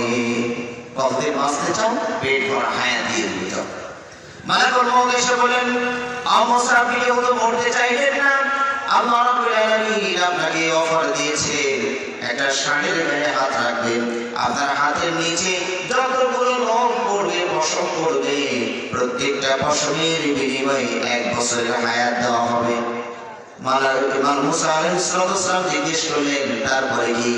তারপরে আবার আমি আসবো, তার মানে আবার মরণ হবে। মুসা সালাম বললেন, এত বছর বাঁচার পরেও যদি তুমি আবারই আসো, আমার কাছে নিতেই আসো, তাহলে দেরি করে লাভ নাই, চলে এখনই চলে যায়। তাহলে নবীটা আল্লাহ তাকে সাড়া দিচ্ছে, চলে যাচ্ছে। সুলাইমান আলাইহিস সালাম আল্লাহর ঘর কাবা, ওই যুগের কাবা বাইতুল মাকদিস নির্মাণ করছে কাদেরকে নিয়ে বলুন তো? দুষ্ট জিন আর শয়তান দিয়ে মসজিদে কাজ করাচ্ছে। কারণ এত ভারী ভারী পাথর নিয়ে এসে মসজিদ বানানো মানুষের পক্ষে সম্ভব নয়, দুষ্ট জিন শয়তান দিয়ে এটা করে দিচ্ছে। আর সুলাইমান আলাইহিস সালাম একজন তাপস সম্পন্ন শাসক, যার অধীনস্থ শুধু মানুষ নয়, জিন পর্যন্ত এবং দুষ্টরা সহ তার কাজ করে দিত। হীরামণি মুক্তার দরকার হলেই দুষ্ট জিন শয়তানকে বলতে লোক খোঁজ করে আসবে, বের করে এনে দিতে হইল, নাহলে খবর আছে। সুলাইমান আলাইহিস সালাম এমন তাপস সম্পন্ন শাসক ছিলেন, বাতাসের গতি দিয়ে তিনি যাওয়া আসা করতেন। সুবহানাল্লাহ, সুবহানাল্লাহ। সিংহাসন আনা দরকার ব্রিটিশ মুসলিম হয়ে রওনা দিয়েছে। তো সুলাইমান সালামের রাজদরবারে এত সুন্দর সিংহাসন নাই, অত বড় দামি রানী একটু বসতে যে দিব, এত ভিআইপি আয়োজন তার নাই, কারণ তার নবী রাসূল এত ভিআইপি আয়োজন দুনিয়াকে এত সাজায় না। কথা বুঝতে পেরেছেন? তারপর একটা রানী আসছে, যেহেতু কোথায় বসতে দিব, আজকে কি করতে হবে? তার যেহেতু একটা সিংহাসন আছে ওটাই আনতে হবে। এই পথ দিয়ে সিংহাসন আসবে আর এক পথ দিয়ে, তবে খুব দ্রুতই আনতে হবে। কথা বুঝতে পেরেছে? সুলাইমান আলাইহিস সালাম প্রস্তাব দিলেন, কে আছো? এই বিলকিসের সিংহাসনটা অতি দ্রুত আমার রাজদরবারে উপস্থিত করতে পারো বিলকিস আসার আগে। একজন বললেন, সুলাইমান আলাইহিস সালাম, আপনি যদি আমাকে এই মজলিসের রাজদরবারে আপনি যতক্ষণ বসে থাকবেন, আধা ঘন্টা 1 ঘন্টা রাজদরবারের কাজ করবেন, এইটু সময় আমাকে দিবেন, হাজার হাজার মাইল দূর থেকে সিংহাসনটা নিয়ে আপনার সামনে উপস্থিত করিয়ে দিব। সুবহানাল্লাহ, সুবহানাল্লাহ। কিন্তু সুলাইমান আলাইহিস সন্তুষ্ট নন। এত সময় কেন? এত সময় কেন লাগবে? আরো আগে কে আনতে পারো? কোরআনের কথা, যার কাছে আল্লাহর কিতাবের জ্ঞান ছিল, তিনি বলেন, চোখের পলক উপরে নিচে হওয়ার আগে আমি সিংহাসনে উপস্থিত করে দিব। বিজ্ঞানী শুধু আপনারাই এত এত তথ্য প্রযুক্তিতে এখনো এই যুগে বিজ্ঞানীরা পৌঁছতে পারে নাই। আমার কথা বুঝতে পেরেছেন? চোখের পলক, এই যে আপনি আমার যদি কোনো টাকা দিয়ে লাগাইতে কয়বার চোখের পলক করেছে আপনি এগুলো শেষ করতে পারবেন। চোখের পলক কত দ্রুত পড়ে, কথা ঠিক না বেঠিক? ময়লা আসছে, পোকা আসছে, আমি টের পাই না, কিন্তু চোখে টের পাই। সঙ্গে সঙ্গে খোঁজ করে দেয়, রাস্তা বন্ধ, এদিকে যাও এদিকে যাও, ঠিক না বেঠিক? চোখ বন্ধ না হলে কি যে সমস্যা। আমার ছোট্ট ভাইয়ের কিছুদিন আগে এই রোগটা হয়ে গিয়েছে, এক চোখ বন্ধ হয় না, ঘুমাইলেও বন্ধ হয় না, পুরুষের বন্ধ হয় না। তা আমরা ভাবতাম কি সমস্যা, চোখ বন্ধ হইল তো না হইল, না হলে ঘুম তো হয়। ডাক্তার কাছে যাওয়া মাত্র ডাক্তার থেকে মারাত্মক প্রবলেম মনে করছে, বিশাল সমস্যা। এটা কি সমস্যা? মারাত্মক সমস্যা। যত ধুলাবালি উঠবে সব চোখের মধ্যে চোখটা নষ্ট করে দিবে। কথা বুঝতে পেরেছেন? এই যে রাত্রে যখন ঘুমাবেন, মশারির ভিতরে ঘুমাবেন। কেন? আপনি ঘুমাবেন, চোখের যে পয়সা কামড় দিয়ে চোখটা নষ্ট হয়ে যাবে। দেখেছেন? চোখের পাতাটা বন্ধ না হলে কি অবস্থাটা শুরু হয়ে গেল, আমরা তো বুঝতে পারিনি। চোখ বন্ধ না হলে কি সমস্যা, ঘুম তো হচ্ছে। আল্লাহু আকবার। এটা চোখের পলক, এটা বন্ধ হয়ে গেলেই যদি বন্ধ না হয় কত ঝামেলা শুরু হয়ে যাবে। চিকিৎসা আর চিকিৎসা, টাকা টাকা খরচ করতে হবে। এখন টপ করে পড়ছে তো টের পাচ্ছি না। তো চোখের পলক কত দ্রুত ওঠানামা করে, এর মধ্যেই সিংহাসন নিয়ে চলে আসবে। আচ্ছা বলুন তো, বিলকিস রানীর সিংহাসনটা কি আমার মতো ছোট্ট সিয়া? কি বলে রানীর সিংহাসন? ওই যুগের রানী, বিশাল সিংহাসন, ওর উপর উঠতেও অনেক সময় লাগে। ওই কত উঠে রানীর রাজদরবারের মতো বসবে, সবাইটার সামনে গিয়ে বসবে, বিশাল বড় সিংহাসন। আর একটি ছাদের উপরে আছে নাকি, টান দিয়ে সেই ছাদে বসা হবে, ওটা ঘরের ভিতরে আছে। ঘর থেকে বের করে এত হাজার মাইল দূর পর্যন্ত টেনে এনে আবার সুলাইমান ঘরের ভিতরে ঢুকানো, কত ঝামেলা। কিন্তু এত বড় কাজটা চোখের পলকের মধ্যে কি করে সম্ভব হল? কথা দেখি। সুবহানাল্লাহ, সুবহানাল্লাহ। আজও পর্যন্ত বিজ্ঞান এত দ্রুত কোনো জিনিস স্থানান্তর করতে পারছে না। তবে তথ্য স্থানান্তর করতে পারছে। তথ্য মানে বোঝেন তো? মোবাইল আপনি একটা মেসেজ লিখলেন, একটা টিপ মারবেন, সেকেন্ডও লাগবে না, সৌদি আরবে 6000 মাইল দূরে পৌঁছে যাবে। ঠিক না বেঠিক? তথ্য পাঠানো যাচ্ছে, কিন্তু বস্তু আনা সম্ভব হচ্ছে না। কিন্তু সুলাইমান আলাইহিস বিজ্ঞানীরা কত উন্নত ছিলেন যে অত দূরের বস্তুটা পর্যন্ত চোখের পলকে নিয়ে আসলেন। এইভাবে সুলাইমান আলাইহিস সালাম তার মরণের সময় উপস্থিত হয়ে গিয়েছে, বাইতুল মাকদিসের কাজ করছে। এখন যদি মৃত্যু দিয়ে দেয় তাহলে এই কাজ অসম্পূর্ণ, কাজ অসম্পূর্ণ রয়ে যাবে। এই দুষ্ট জিন শয়তান কাজ করবে না। কিন্তু রব্বুল আলামিনের সিদ্ধান্ত, মরণ যখন তখনই আসবে, দেরি করার সময় না। আল্লাহ রাব্বুল আলামিন ইচ্ছে করলে সুলাইমান আলাইহিস সালামকে 2 বছর হায়াত দিতে পারতেন না।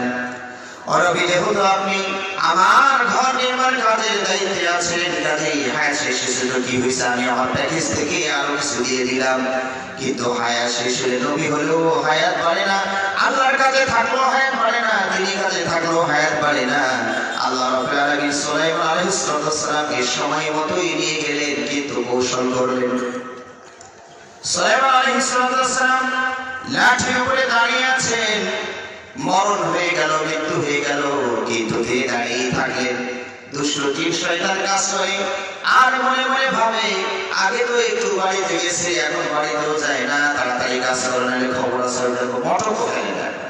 আগে তো একটু মটর হয়েছে, এখন চোখে বড় কোথায় না, তাড়াতাড়ি কাজ করো নাহলে মার দিবে।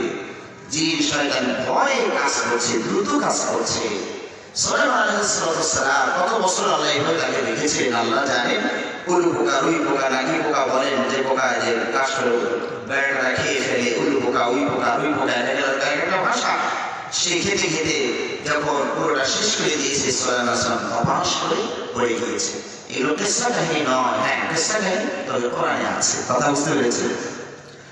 আল্লাহ বলছেন ফালাম্মা قضينا عليه الموت ما دلهم على موته إلا دابة الأرض تأكل من سأته সুলাইমান মরে দাঁড়িয়ে থাকলো, কেউ টের পেল না, কেউ টের পায়নি উনি মরে দাঁড়িয়ে আছেন। যতক্ষণ না পোকা তার লাঠি খেয়ে শেষ করে দিলেন ততক্ষণ পর্যন্ত কেউ টের পায়নি উনি মরে দাঁড়িয়ে আছে। ফালাম্মা খাররা সুলাইমান আলাইহিস সালাম যখন ধপাস করে পড়ে গেলেন, জিনজাতিরা আবার আসছে তুলতে, না তুললেও বিচার হবে। আমি পড়ছিলাম তোরা তরস নাই কেন, এদের বিচার হবে, শাস্তি হবে। তুলতে আসছে, তুলতে এসে দেখেন ফালাম্মা তাবায়্যানাতিল জিন্নু আল্লাউ কানু ইয়ালামুনাল গায়বা মা লাবিথু ফি আযাবিন মুহিন। আহা, কত আগে মরেছিল, এটা যদি একটু টের পাইতাম তাহলে কষ্ট করে এই বাইতুল মাকদিস নির্মাণ করতাম না। কারা বললো কথাটা? কারা বললো? জিন বললো, এলমে গায়ব জিনরাও জানে না।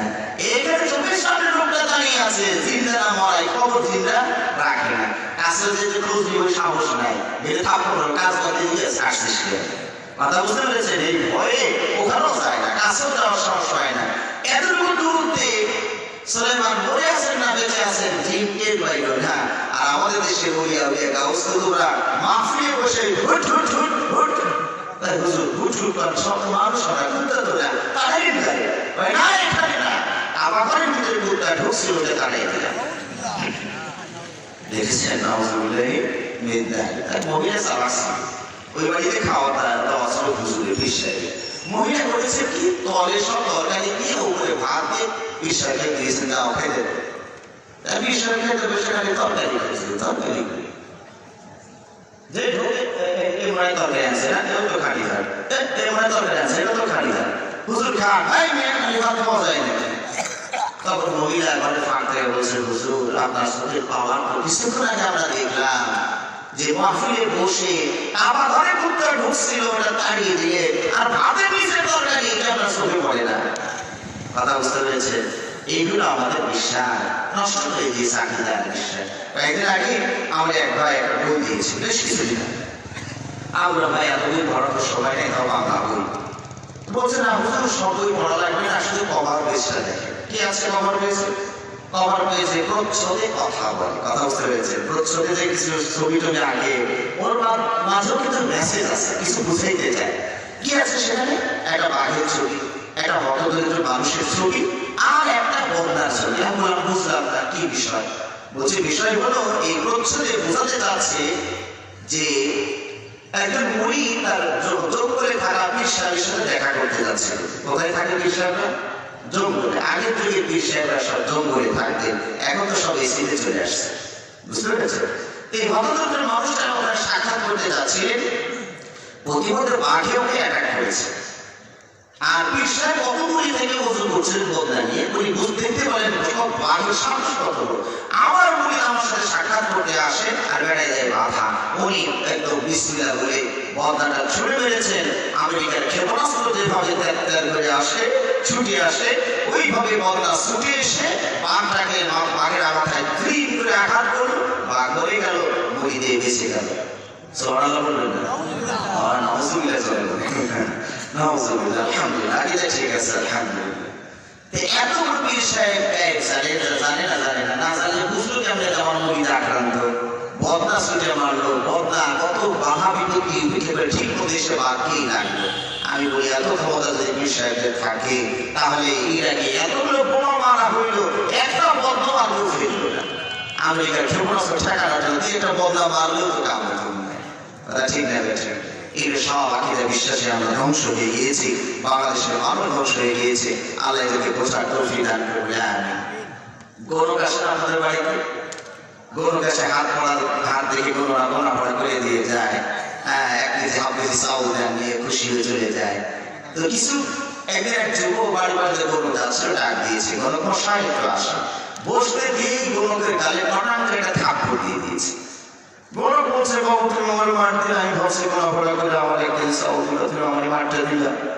তো যুবক বলছে, মশাই আপনি আমার ভাগ্য গোনা পড়া করে দিবেন, আমার সামনে কোন জায়গায় বিপদ আছে না আছে সব বলে দিয়ে যাবেন।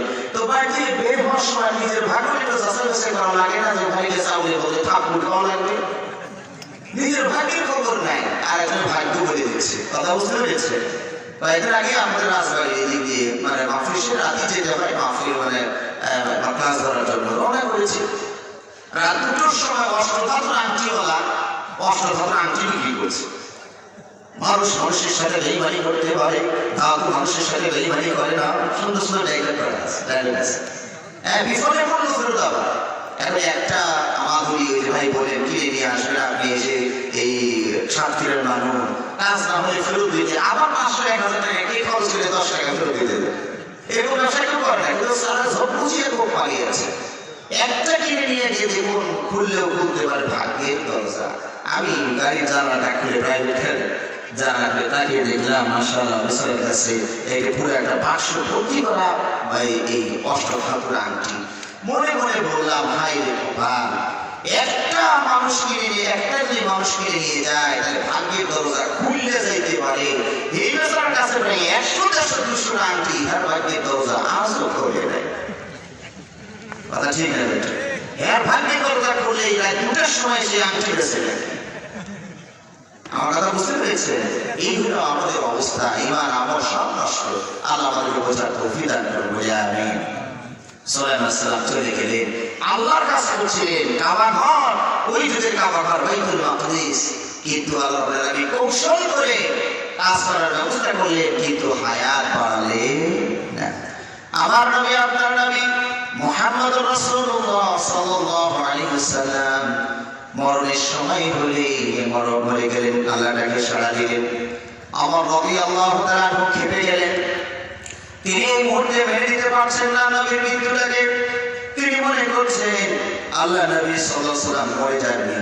মুসা আলাইহিস সালাম তুর পাহাড়ে আল্লাহর সাথে সাক্ষাৎ, আল্লাহকে দেখার কথা বলার কারণে নূরের তাসাল্লিতে যেভাবে অজ্ঞান হয়ে পড়েছিলেন, কিছুক্ষণ পর জ্ঞান ফিরেছিল। আমার নবী ওইভাবে জ্ঞান হারা হয়ে আছে, কিছুক্ষণ পর জ্ঞান ফিরবে। খবরদার কেউ তাকে মৃত্যু বলতে পারবা না, যে বলবে তার কল্লা আমি কেটে ফেলবো। এটাও সহিহ বুখারী মুসলিমের ঘটনা। ওমর রাদিয়াল্লাহু আনহু নাঙ্গা তলোয়ার নিয়ে দাঁড়িয়ে আছেন। আবু বকর রাদিয়াল্লাহু তাআলা আনহু তিনি উপস্থিত ছিলেন না, জানতে পেরে দূর থেকে বাসা থেকে চলে আসলেন। কাউকে কিছু না বলে সরাসরি জামাইয়ের ঘরে চলে গেলেন। আবু বকরের জামাইয়ের নাম কি? আবু বকর রাদিয়াল্লাহু আনহু জামাইয়ের নাম কি? মুহাম্মদ সাল্লাল্লাহু আলাইহি ওয়াসাল্লাম। কাউকে কিছু না বলে জামাইয়ের ঘরে চলে গেলেন। মাথা থেকে কাপড়টা গলা পর্যন্ত সরিয়ে কপালে চুমু দিলেন। নিশ্চিত হলেন যে নবী আর দুনিয়াতে নাই, মারা গিয়েছে। মজলিসে চলে আসলেন, জনসমুখে চলে আসলেন। অমরকে বললেন, অমর বসুন। অমর বসে না, অমর বসুন, অমর বসে না। এবার আবু বকর রাদিয়াল্লাহু আনহু কৌশল অবলম্বন করলেন। এখন যদি আবু বকর বলেন অমর বসুন, আমি এইমাত্র নিশ্চিত হলাম নবী মারা গিয়েছেন, এই কথা যদি অমরকে এসে সরাসরি বলেন, তাহলে ওমরের নাঙ্গা তলোয়ার কার ঘাড়ে পড়ে? আবু বকরের ঘাড়ে পড়ে। এই জন্য আগের কথাটা আবার স্মরণ করুন, সব কথা সব জায়গায় সমান তালে বলা যায় না। আবু বকর রাদিয়াল্লাহু আনহু কৌশল অবলম্বন করলেন। অমরকে বসতে বললেন, বসে না। তিনি খুতবার ভাষণ দেওয়া শুরু করলেন। আলহামদুলিল্লাহি নাহমাদুহু ওয়া নাস্তাঈনুহু। ভাষণের এক পর্যায়ে গিয়ে বললেন, ইয়া আইয়ুহান নাস, মানুষেরা, মান কানা ইয়াবুদুল্লাহ ফাইন্নাল্লাহা হাইয়্যুন লা ইয়ামুত। যারা আল্লাহর ইবাদত করেন তারা বিশ্বাস করুন আল্লাহ বেঁচে আছেন, তিনি মরেন না, তিনি ওইভাবেই থাকেন, তিনি মরেন নাই, তিনি বেঁচে আছেন, ইবাদত চলতে থাকবে। আর যারা মুহাম্মদ সাল্লাল্লাহু আলাইহি সাল্লামকে মাবুদ মনে করে পূজা করতেন তারা বিশ্বাস করুন তাদের মাবুদ মরে গেছে। কথা ঠিক না? এই কথাটা বলি কোরআন থেকে একটা আয়াত পেশ করব। আমা মুহাম্মাদুন ইল্লা রাসূলুন قد خلت من قبله الرسل। মুহাম্মদ সাল্লাল্লাহু আলাইহি সাল্লাম আল্লাহর রাসূল বই কিছু নন, তিনি ইলাহ নন, তিনি চিরঞ্জীব নন, তার মরণ আছে, মরেও যেতে পারেন। আফা ইম্মাতা কুতিলা কালাবতুম আলা আ'কাবিকুম। অবশ্যই মুহাম্মদ সাল্লাল্লাহু আলাইহি সাল্লাম যদি সত্যি মারা যান অথবা কাফিরের আঘাতে শাহাদাত বরণ করে তাহলে কি তোমরা আবার বাপ দাদার পৌত্তলিকতার ধর্মে আবার ফিরে যাবে? যে যায় যাকে আল্লাহর কোনো ক্ষতি হবে না, যার ক্ষতি সে নিজেই করবে। আল্লাহ কৃতজ্ঞ বান্দাদেরকে উত্তম বর্ণনা দিয়ে থাকেন। এই আয়াতটা যখন পাঠ করলেন ওমর রাদিয়াল্লাহু হাত থেকে নাঙ্গা তলোয়ার ফাঁস করে পড়ে গেল। সুবহানাল্লাহ। এটা না ঈমান বাড়া ভাইরা। আজকে আমরা ওয়াজ নসিহত শুনি বলি, ঈমান বাড়া যায় কারে বলে তাই তো বুঝলাম না আজ পর্যন্ত। কথা ঠিক না? একটা আয়াত তেলাওয়াত করার কারণে ওমরের বিশ্বাস এরকম ছিল, এরকম হইল কেমনে? একটা আয়াত শুরু করে শুনেছেন। আবু বকর ওমরকে বলেন নামাজ পড়বানি নবী মারা গিয়েছেন, পাগলামি করেন কেন? এই কথা বলতে চান। একটা আয়াত পড়ে শুনিয়ে দিয়েছে, ওয়া মুহাম্মাদুন ইল্লা রাসূলুন আদ খালাত মিন ক্বাবলিহির রাসূল আফা ইন মাতা আও কুতিলা ইনকালাবতুম আলা আ'কাবিকুম। একটা আয়াত পড়ে শোনালেন, ওমরের দিল পরিবর্তন হয়ে গেল। তিনি বিশ্বাস করতেন নবী মরেন নাই, এতক্ষণ তলোয়ার নাঙ্গা তলোয়ার ধরে রেখেছিলেন, নবী মরেন নাই। একটা আয়াত পড়ার কারণে বিশ্বাস চেঞ্জ হয়ে গেল, তিনি মরে গিয়েছিলেন। সুবহানাল্লাহ। আর এত ওয়াজ এত নসিহত তারপরও আমাদের কোনো পরিবর্তন হয় না। আমার রাদিয়াল্লাহু সেই ইসলামের প্রথম যুগে যখন তিনি ইসলাম গ্রহণ করেননি নাঙ্গা তলোয়ার নিয়ে নবী সাল্লাল্লাহু আলাইহি ওয়াসাল্লামকে হত্যা করতে যাচ্ছে, এই ঘটনা আমাদের জানা আছে, প্রসিদ্ধ ঘটনা। কে নাঙ্গা তলোয়ার মাটিতে বদ্ধ করলো? কি সে বলতো দেখি? কেউ তাকে আক্রমণ করেছিল? কেউ তাকে বাধা দিয়েছিল? না। কোরআনের কয়েকটা আয়াত, তাহা মা আনজালনা আলাইকাল কুরআনা লিতাশকা। এই মাত্র কয়েকটা আয়াত ওমরের কুফরি জীবনকে ঈমানে ভরপুর করে দিল। সুবহানাল্লাহ। আর এত ঘন্টার পর ঘন্টা আলোচনা, আমার আপনার ঈমানের কোনো উন্নতি হয় না। সাহাবার মদে আসক্ত ছিল, মদের সমাজ ভরপুর ছিল, সাহাবার সমাজ মদের সমাজ। কথাটা বললাম রাগ করিয়েন না, আর এটা শুরু যুগের ঘটনা। তখন পর্যন্ত আল্লাহ রাব্বুল আলামিন মদ সম্পর্কে তেমন কিছু বলেন। কথা বুঝতে পেরেছেন? সাহাবারা দিনারছে মদ খান, কেউ কেউ বেঁচেছিলেন, বেশিরভাগই তারা খেতেন। একটা আয়াত শুনে নাযিল করলেন আল্লাহ রাব্বুল আলামিন, يسألونك عن الخمر والميسر قل فيهما إثم كبير ومنافع للناس وإثمهما أكبر من نفعهما। আয়াতের কথা হলো আপনাকে মদ আর জুয়া সম্পর্কে জিজ্ঞেস করে আপনি বলুন এতে উপকারও আছে অপকারও আছে, তবে উপকারের চেয়ে পাপের পরিমাণ বেশি আছে। এই আয়াতটা নাযিল হলে সাহাবারা দুই দলে ভাগ হয়ে গেলেন। একদল বললেন যার ভিতরে পাপের পরিমাণ বেশি ও কাজের ধারে কাছে অবরা নাই, ওই লটারি জুয়া আর মদ তারা ছেড়ে দিলেন, নেশা ছেড়ে দিলেন। আরেকদল সাহাবা যাদের ঈমান একটু শ্রম দিতে পারছে তারা বললেন যে না, আল্লাহ এখনো হারাম করেননি, এখন একটু সুযোগ আছে। আর আমরা নিজেও তো বললেন এতে উপকারও আছে। আর মদ যখন কেউ খায় তার শরীরের ভিতরে এই পরিমাণ শক্তি অনুভূত হয়, সামনে দান করে আমাদের সব একবারে ঘুষি দেবে দেবে, এরকম মদ খেলে নাকি মনে হয়।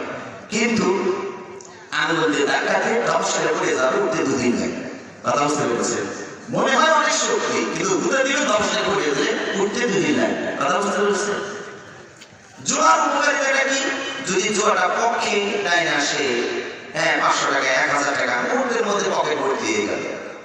আজকাল 500 টাকা কামাই করতে একটা কৃষক সারাদিন খেতে বাড়িতে রিক্সাওয়ালা কত পরিশ্রম করছে, আর এই মুহূর্তের ভিতরে 10,000 টাকা পকেটে ভরে ফেলবে। জুয়া। কথা বুঝতে পেরেছে? কিন্তু যেদিন আমার জামা শুরু করে, সেদিন পকেট খালি, জামা খালি, গেঞ্জি খালি, কিডনি খালি, বুক খালি, সব খালি হয়ে যায় সেদিন। কথা ঠিক না বেটা? এই হলো মদের উপকারিতা অপকারিতা। তো সাহাবারা যাদের ইমানের মাত্রা খুব ভালো ছিল, তারা এক আয়াতে সংশোধন হয়ে গেল, মদ আর খাবো না, লটারি আর জুয়ার কাছে আমরা নেই। আর একদল সাহাবা বলেন উপকারিতা আছে, তো আল্লাহ তো বলছে খেতে থাকে। এরা খেতে খেতে একদিন মাগরিবের সালাতের সময় হয়ে গিয়েছে, ইমাম মুক্তাদি দুজন খেয়েছে, বুঝলেন? ইমামও খেয়েছে, মুক্তাদি খেয়েছে। মাগরিবের সালাত শুরু করে দিয়েছেন, আল্লাহু আকবার। সূরা ফাতিহাটা মোটামুটি পার হয়েছে, কারণ সূরা ফাতিহা এমন মজার সূরা, ও কোনদিন লোকমা লাগে না, মন অন্যদিকে থাকলেও গিয়ে ঠিক হয়েছে হবে। কথা ঠিক না বেঠিক? যেদিকে আপনি মন নেন না কেন, সূরা ফাতিহা ঠিকই দলে নিয়ে ঠেকবে। কথা ঠিক কি না? মন থাক বা না থাক, সূরা ফাতিহা পার হয়েছে। কিন্তু যখন ইসলাম কাফের শুরু করেছেন, আমার আগের বক্তা সম্মানিত বক্তা ব্যাখ্যা করেছেন, সেখানে ইমাম সাহেব তেলাওয়াত করছে, قل يا أيها الكافرون أعبد ما تعبدون। শুধু লাবাদ দিয়ে তেলাওয়াত, এটা সর্বনাশ নয়, সারে সর্বনাশ, পুরোটাই সর্বনাশ, অর্থ পুরো উল্টা হয়ে গিয়েছে।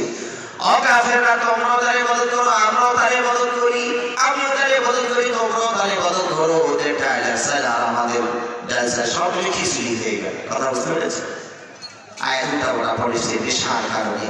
আল্লাহ রাব্বুল আলামিন আয়াত নাযিল করলেন, ইয়া আইয়ুহাল্লাযীনা আমানু লা তাকরাবুস সালাতা ওয়া আনতুম সুকারা হাত্তা তা'লামু মা তাকুলুন।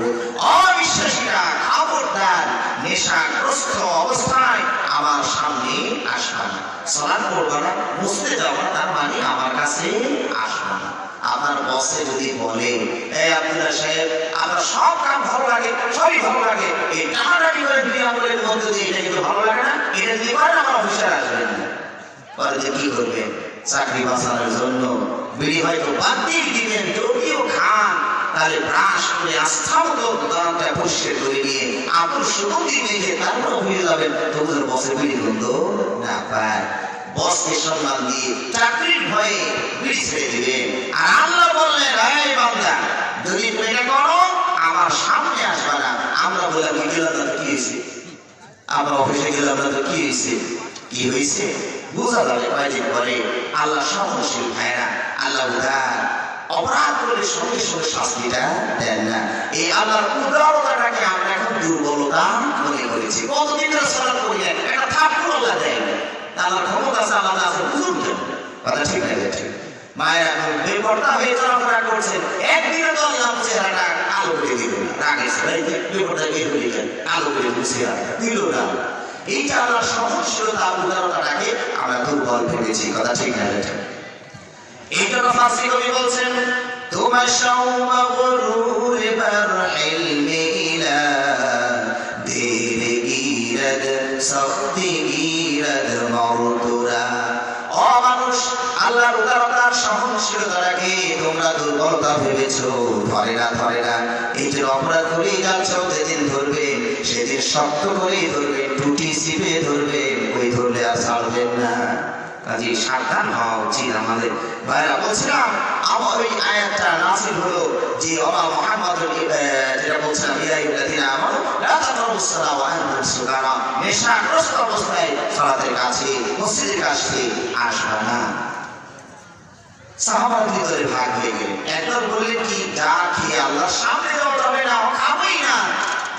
আর একদল বললেন কি, কেন একবারে তো না করেন নাই আল্লাহ, সময় বুঝে খেলে সমস্যা নেই, কারণ ফজর পড়ে যদি খাই, জোহর পর্যন্ত জ্ঞান ফিরে আসবে, গিয়ে আবার জোহরটা পড়ে নেবে। এসা করে খেলে ফজর পর্যন্ত একটা লম্বা সময় থাকে, খেলাম পড়ে খাই, যাই খাই, এসা ফজর আগে জ্ঞান ফিরবে, তখন গিয়ে আবার সালাতটা পড়বে। এরা ফাঁকে ফাঁকে খায়। বুঝতে পেরেছে? এবার আল্লাহ এই সাহাবারা মদ খেয়ে, যে যারা খাচ্ছিলেন, তারা মদ খেয়ে নেশাগ্রস্ত হয়ে এটা মারামারির পর্যায়ে চলে গেল। আল্লাহ রাব্বুল আলামিন এবার চূড়ান্ত আয়াত নাযিল করলেন, ইয়া আইয়ুহাল্লাযীনা আমানু ইন্নামাল খামরু ওয়াল মাইসিরু ওয়াল الأزلام رجس من عمل الشيطان فاجتنبوه لعلكم تفلحون অবিশ্বাসীরা নিশ্চয় মদ জুয়া লটারি মূর্তি পূজা এগুলো শয়তানের কাজ অপবিত্র নাপাক এগুলো থেকে বিরত হও তাহলে তোমরা সফল হতে পারবে আল্লাহ এরপরে বলছেন এর মাধ্যমে হিংসা বিদ্বেষ ছড়ায় আল্লাহর জিকির থেকে বিরত রাখে তোমরা থামলে নাকি আরো বড় ধরনের ব্যবস্থা আমি নিয়ে নিব এই আয়াত যখন নাযিল হলো ভাইরা ঈমান কেমনে বলে একটু উদাহরণস্বরূপ বলছি সাহাবারা বলে ইন্তাহাইনা রব্বানা ইন্তাহাইনা আল্লাহ সারসি আর ব্যবস্থা নেওয়া লাগবে না ছেড়ে দিলাম বিরত হলাম আর বড় ধরনের ব্যবস্থা নিতে হবে না আল্লাহর নামে সাল্লাল্লাহু আলাইহি ওয়াসাল্লাম একজন ঘোষক সাহাবাকে পাঠিয়ে দিলেন মদিনার অলিগলিতে ঘোষণা দাও মদ নেশা হারাম হয়ে গিয়েছে সাহাবা ঘোষণা দিচ্ছেন কেউ মদের পেয়ালা ঠোঁটের কাছে নিয়েছেন এমন সময় পৌঁছে গেল ইন্নামাল খামরু ওয়াল মাইসিরু ওয়াল আনসাবু ওয়াল আজলামু রিজসুম মিন আমালিশ শাইতান ফাজতানিবুহু লাআল্লাকুম তুফলিহুন আয়াত কানে পৌঁছে গিয়েছে ঈমান বেড়ে গেল মুখে নেওয়া পেয়ালা গ্লাস এর মেরে ফেলে দিলেন আর খাবো না আল্লাহ মানা করে দিয়েছেন এটা নাম ঈমান ভাইরা এটা নাম ঈমান একটা আয়াত সাহাবাদের জীবনকে পরিবর্তন করে দেয় যারা খেয়ে ফেলেছিলেন গলার ভিতরে হাত দিয়ে মুড়ি করে ফেলে দিলেন এটা পেটে রাখা যাবে না আল্লাহ নিষেধ করে দিয়েছে সুবহানাল্লাহ আর এখনো কারো পেটে এখানে দেখেন এখানে বুঝে রেখেছে সিগারেট বিড়ি গুলের প্যাকেট এখনো আছে এত আয়াত পাঠ করা হচ্ছে এগুলোকে ছুড়ে ফেলে দেয় না কথা বুঝতে পেরেছে সব না আমাদের সালে বলা বাড়া তো বৈধ বলেই প্রচার করছে মাকরু এটা কোনো সমস্যা নাই মাকরু ওরা আল্লাহ হাদিসে পাঠ করবে কুল্লু মুসকিরিন হারাম হারাম শব্দ এখানে আছে উলামাগণ অনুবাদ করে নিলেন এটা মাকরু নিজে খাওয়ার অভ্যাস আছে তো এই জন্য ঘুরে ফিরে মায়ের বিস্কুট খায় মসজিদে বসে দুই কলম দিয়ে একটুর মধ্যে দিয়ে দেয় যারা বিড়ি খায় তারাও একটু ভালো আছে ওরা মসজিদে খায় না টয়লেটে দিয়ে খায় কথা ঠিক না আর হুজুর মসজিদে বসে তার রেজাল্টই পরিবর্তন হবে কি করে হইল মাকরু তোর মাকরু আমি খাবেন কেন আমি আলে মানুষ মাকরু কাজ করে জনগণ কি করবে তাহলে ওটা ঠিক হারাম করবে কথা ঠিক না হুজুর মাকরু করে না আমার তো হারাম জায়গা যায় ও তো দলিল কি উল্টা মাকরু বলেছেন আমিও কথা মাকরু কাজ কেন করবে কথা বুঝতে পেরেছেন আলে কোন আমার জন্য মাকরুটা হারামের পর্যায়ে কারণ আপনি আদর্শ ওরা তো আপনার দিয়ে দেখে বিপথে চলে যাবে সম্মানিত ভাইরা কাইসার রাজা সাহাবা মদের ব্যবসা করতেন উহুদ পাহাড় বাংলাদেশে সেই সিরিয়ার সামনে থেকে কত টাকার মদ নিয়ে আসছেন ব্যবসা করবেন মদিনাতে কত বড় লাভবান হবে আয়াত কালে পৌঁছে যাওয়া মাত্র সবগুলো মদের মশক বলেন আর গ্রাম বলেন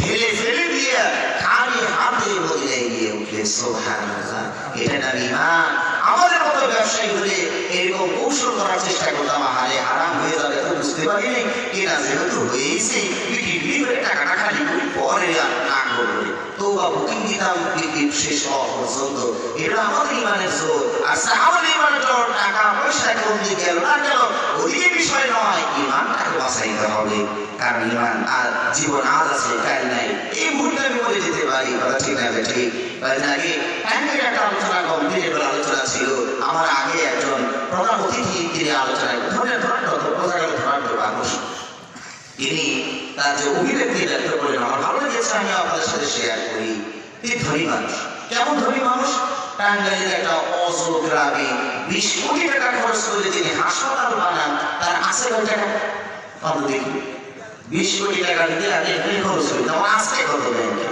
কথা বুঝতে পেরেছেন কোটি টাকা আছে আমি 20 কোটি টাকা কেমন খরচ করে মানুষ তিনি বলছেন ভাইরা এই 60 বছরের জীবনে দেশ বিদেশ অনেক কিছু ঘোরা ফেরা অনেক কিছু দেখলাম অনেক কিছু করলাম কিন্তু এখন যেটা আমার মনে হচ্ছে যে আমি তো যে কোনো মুহূর্তে চলে যাবো আমারও তো দশা আপনারও তো সেই দশা মানে তাই আমি মরে গেলেও বিছানা ছাড়া মাটিতে শোয়াবে আপনি গরিব মানুষ মরলেও ওখানে শোয়াবে তা আমি যে গরিব মানুষ আমার পার্থক্য থাকলো রাখবো মরলেই তো কোনো পার্থক্য নাই ঠিক না আমার যে কাপড়ে কাপড় বানাবেন আপনি গরিব মানুষ আপনি সেইটাই পাবেন আমারও যে মাস চাপা দিলেন, ওই গরিব মানুষ আরো তো সেই মাস চাপা দিলেন। তো আমি দেখলাম যে শেষ ঠিকানা সবারই একই। আমি আজ কোটি কোটি টাকা ওই মরণের পরে আমার গাড়ি বিচার করে আলাদা কোনো সম্মান দেওয়া হবে না। নিজেও টাকা নিয়ে যেতে পারলাম না, কোটি কোটি টাকা রেখে দেবো, সরাসরি নেওয়া যায় না। এই জন্য এখন আমি ভায়া করে নেওয়ার চেষ্টা করছি। ভায়া করে নেওয়ার চেষ্টা করছি মানে মানব সেবা করে কিছু নেওয়া যায় কিনা সেই চেষ্টা করছি। সরাসরি নেওয়া গেল না, যেহেতু মানুষের কিছু উপকার করি, মানুষ যে দোয়া করে, এই যে দানটা মানুষের সেবা দিলাম, চিকিৎসা সেবা দিলাম, এটাও একটা সেবা। এর মাধ্যম দিয়ে যদি আল্লাহ আমার কিছু উপকারে পৌঁছায়, এই চেষ্টায় আছি। এই জগতের এই সারা বিশ্ব যারা শাসন করেছে, চারজন মানুষ সারা বিশ্ব শাসন করেছিলেন, দুইজন মুসলিম, দুইজন অমুসলিম ছিলেন। তার মধ্যে থেকে একজন অমুসলিম যখন মারা যান, সারা বিশ্ব শাসন করেছিলেন তিনি। মারা যাওয়ার সময় ভক্ত বৃন্দদেরকে ওসিয়ত করেছিলেন যে, ও ভক্তরা, আমি যদি মারা যাই, আমার কফিনের ভিতরে আমার পুরো দেহটা রাখিও, হাত দুটো শুধু বাহিরে রাখি, হাত দুটো শুধু এরকম বাহিরে রেখে দিই। কেন বলছেন? আমার বিশ্ববাসীকে আমি এই মেসেজ দিতে চাই, আমার মতো শাসক সারা বিশ্বের যিনি মালিক ছিলাম, সারা বিশ্বের যিনি শাসক ছিলাম, আজ মরে যাওয়ার সময় আমি এত বড় শাসক, এত টাকার মালিক হয়েও খালি হাতেই চলে যাচ্ছে। এটা যেন জাতি বোঝে। এত টাকার মালিক, কফিনের ভাতটা বাইরে রেখে দিও, আমি আমল করতে খালি হাতে চলে যাচ্ছি, একটা টাকাও দিতে পারলাম না, সব রেখে গেলাম তোমাদের জন্য। আমার কথা বুঝতে পেরেছেন ভাইরা? এই জন্য সরাসরি যেহেতু নেওয়া যায় না, একে অ্যাকাউন্ট করে নিতে হয়। মসজিদ, মাদ্রাসা, দিনই কাজ, জনকল্যাণমূলক কাজ করে কিছু ওইদিকে মানে ভিসা কার্ড আর ক্রেডিট কার্ড ওইভাবে নেওয়ার চেষ্টা করি। আল্লাহ আমাদেরকে তৌফিক দান করুন। আমি সর্বত ভাইরা বলছিলাম, আমাদের বিশ্বাসকে ওই আল্লাহ একটা আয়াত পরিবর্তন করে দেয়, সাহাবাদের বিশ্বাসকে ওই একটা আয়াতে পরিবর্তন করে দেয়। আমাদের বিশ্বাসের কোনো নড়বড় হয় না, নড়চড় হয় না। মাহফিল শোনার আগেও যখন পরেও যদি তেমন হয়, বুঝতে হবে ব্যাটারি ডাউন হইয়া গিয়েছে। কথা ঠিক না? ব্যাটারি ব্যাটারি মানে কলম, কলম নষ্ট হয়ে গিয়েছে। সাহাবাদের একটা আয়াত শুনলে কলম চার্জ হয়, একটা হাদিস শুনলে কলমে চার্জ হয়। আর আমরা ঘন্টার পর ঘন্টা আলোচনা শুনি, আমাদের কোনো চার্জ হয় না। যে পাপের ভিতরে আছি, চলছে তো চলছি, আলোচনা পর্যালোচনা, আয়াত হাদিস পরিবর্তন করতে পারে না। বুঝতে হবে কলম নষ্ট হইয়া গিয়েছে। আল্লাহ আমাদেরকে কলম সংশোধন করার তৌফিক দান করুন বলে আমিন। এরপরে আমাদের এটা নয় যে ওই বিদাতি তরিকায় গুতুগুতি করে কলম পরিষ্কার করবে। এখন আছে না কিছু ড্যান্স দিয়ে নাচানাচি করে গুতো মেরে লা ইলাহা ইল্লাল্লাহ এরপর গুতো মেরে পরিষ্কার করার চেষ্টা করে, যারা ওই বিদাতি পদ্ধতিতে আবার কলম পরিষ্কার করতে যাবেন না। আল্লাহ যিকিরিল্লাহি তাতমাইন্নুল কুলুব, আল্লাহর জিকিরে হৃদয় প্রশান্ত হয়। ওই পদ্ধতিতে সুন্নতি তরিকায় জিকির করে কলমটাকে পরিষ্কার করার চেষ্টা করবো। আল্লাহ আমাদেরকে তৌফিক দান করুন। আমি বলছিলাম ভাইরা, মরণ সমাধি করবে। নবী রাসূলগণ চলে গেলে মরণ থেকে বাঁচতে পারেন নাই। ওলিয়া উলিয়া বাঁচলেন না, পশ্চিম কালেও নয়, জিনরাও চলে যাবে, ফেরেশতাও চলে যাবে, মালাকুল মউত একদিন মরে যাবে। কথা ঠিক না বেঠিক? এর যে বড় একটা সংবাদ আপনাদের শোনাই ভাইরা, মরণ একদিন মরে যাবে, মরণ একদিন মরে যাবে, মরণ একদিন মরে যাবে। জান্নাতীরা জান্নাতে, জাহান্নামীরা জাহান্নামে যাওয়ার পর আল্লাহ রাব্বুল আলামিন মৃত্যুকে ভেড়ার আকার দিয়ে জান্নাত আর জাহান্নামের মাঝখানে দেয়ালের উপরে রাখবেন। জান্নাতীদেরকে ডাকতে বললেন, আসহাবুল জান্নাত, জান্নাতীরা এদিকে তাকাও, দেখো তো এই পশুটাকে চিনতে পারো নাকি, প্রাণীটাকে চিনতে পারো নাকি? জান্নাতীরা চিনতে পারবে আর ভয়ে থরথর করে কাঁপতে থাকবেন। আহারে, এত সুখী শান্তিতে আছি, আল্লাহ রাব্বুল আলামিন মরণকে দেখে দিলেন। যদি মরণটা আমাদের দিকে ঢাল মেরে ফেলে দেন, তাহলে আমরা সবাই মরে যাব। এই সুখের মূলে উঠাঘাত পড়ে যাবে। এত শান্তিতে আছি, সব শান্তি নষ্ট হয়ে যাবে। এরা ভয়ে আছেন, আশঙ্কায় আছেন। এবার জাহান্নামীদেরকে ডাক দেওয়া হয়, জাহান্নামীর দিকে তাকাও। জাহান্নামীরা তাকাবে আগ্রহ ভরে, এত আযাবের ভিতরে আছে, তারাও চিনতে পারবে। আল্লাহ বলবেন, দেখো এই পশুটাকে চেনো নাকি? জাহান্নামীরাও চিনে ফেলবেন, বলবেন আল্লাহ চিনি, এটার নাম মরণ। তারা একটু আশান্বিত, তারা আশঙ্কা করছে, আশা করছেন, তারা আশঙ্কা নাই, আশা করছেন। এত আযাব কবরের ভিতরে আছি, হয়তো আল্লাহর দয়া হয়েছে, মায়া হয়েছে, এখন মৃত্যুটাকে আমাদের দিকে ঠেল মারবে, আমরা সব জাহান্নামী মরে যাবো, আযাবের সিরিয়াল শেষ হয়ে যাবে। তারা খুবই আগ্রহী, তারা খুবই আশাবাদী, তারা আশান্বিত। এমন সময় রব্বুল আলামিন একটা ছুরি দিয়ে মরণের গলায় ছুরি মেরে দিবেন এবং জান্নাতীদেরকে বলবেন, ও জান্নাতীরা, ইয়া আসহাবাল জান্নাতি খুলুদুন লা মাউত, ও জান্নাতীরা, চিরদিন তোমরা জান্নাতে থাকবে, মরণ আর কোনোদিন তোমাদের পাশে আসবে না। মরণ মরে গেছে, মরণকে মেরে ফেলা হয়েছে। জান্নাতীরা এত খুশি হবেন, অতি খুশিত মানুষ মারা যায়, ঠিক না বেঠিক? ছেলেকে কষ্ট করে পড়াশোনা করিয়েছেন, ভ্যান গাড়ি চালিয়ে, রিক্সা চালিয়ে, দিন মজুর মিলি করে যখন জানতে পারেন আপনার ছেলে বাংলাদেশের ভিতরে ফার্স্ট ক্লাস ফার্স্ট হয়েছে, বাবা খুশিতেই আফিল করে অনেক সময়, ঠিক না বেঠিক? অতি খুশিত মানুষ মারা যান, জান্নাতে এত খুশি হবে মরণের মরণ দেখে যে এই খুশি, এই এত খুশি হবেন যে আরেকটু সময় মরণ বেঁচে থাকলে অতি খুশিতেই জান্নাতের সব কথা বলে যেত। আর জাহান্নামীরা শোকে তাবে দুঃখে এমনই মর্মাহত হবেন, এমনই দুঃখ কষ্টে ফেটে পড়বেন। যদি শোকেও মানুষ মারা যায়, অতি সুখেও মরে, অতি শোকেও মানুষ মরে, কথা ঠিক না বেঠিক? তাহলে জাহান্নামে সব কটা জাহান্নামী মরে যেত। ভাইরা বলছিলাম, মরণ থেকে বাঁচার কোন রাস্তা আমার আপনার সামনে নেয়? মরণ নিজেও একদিন মরে যাবে, সুতরাং আমরা প্রস্তুতি গ্রহণ করি, আমারটাকে নিজেদের গোল দলে রেখে দিই। যে কোনো সময়, যে কোনো মুহূর্তে আপনার আমার মরণ হয়ে যেতে পারে, একটু ভালোভাবে প্রস্তুতি গ্রহণ করি। আল্লাহ আমাদের সবাইকে তৌফিক দান করুন। সম্মানিত ভাইরা, আসলে সবাই তো মনে হয় শেষের দিকে আমরা মনে যাবো, এটা ঠিক আছে। 3টি প্রশ্নের উত্তর আমরা কেউ জানি না। কখন? কেউ জানি? বলুন, কেউ জানি? কখন? জানি না। এই না জানার ভিতরেই কল্যাণ আছে। কেমনি?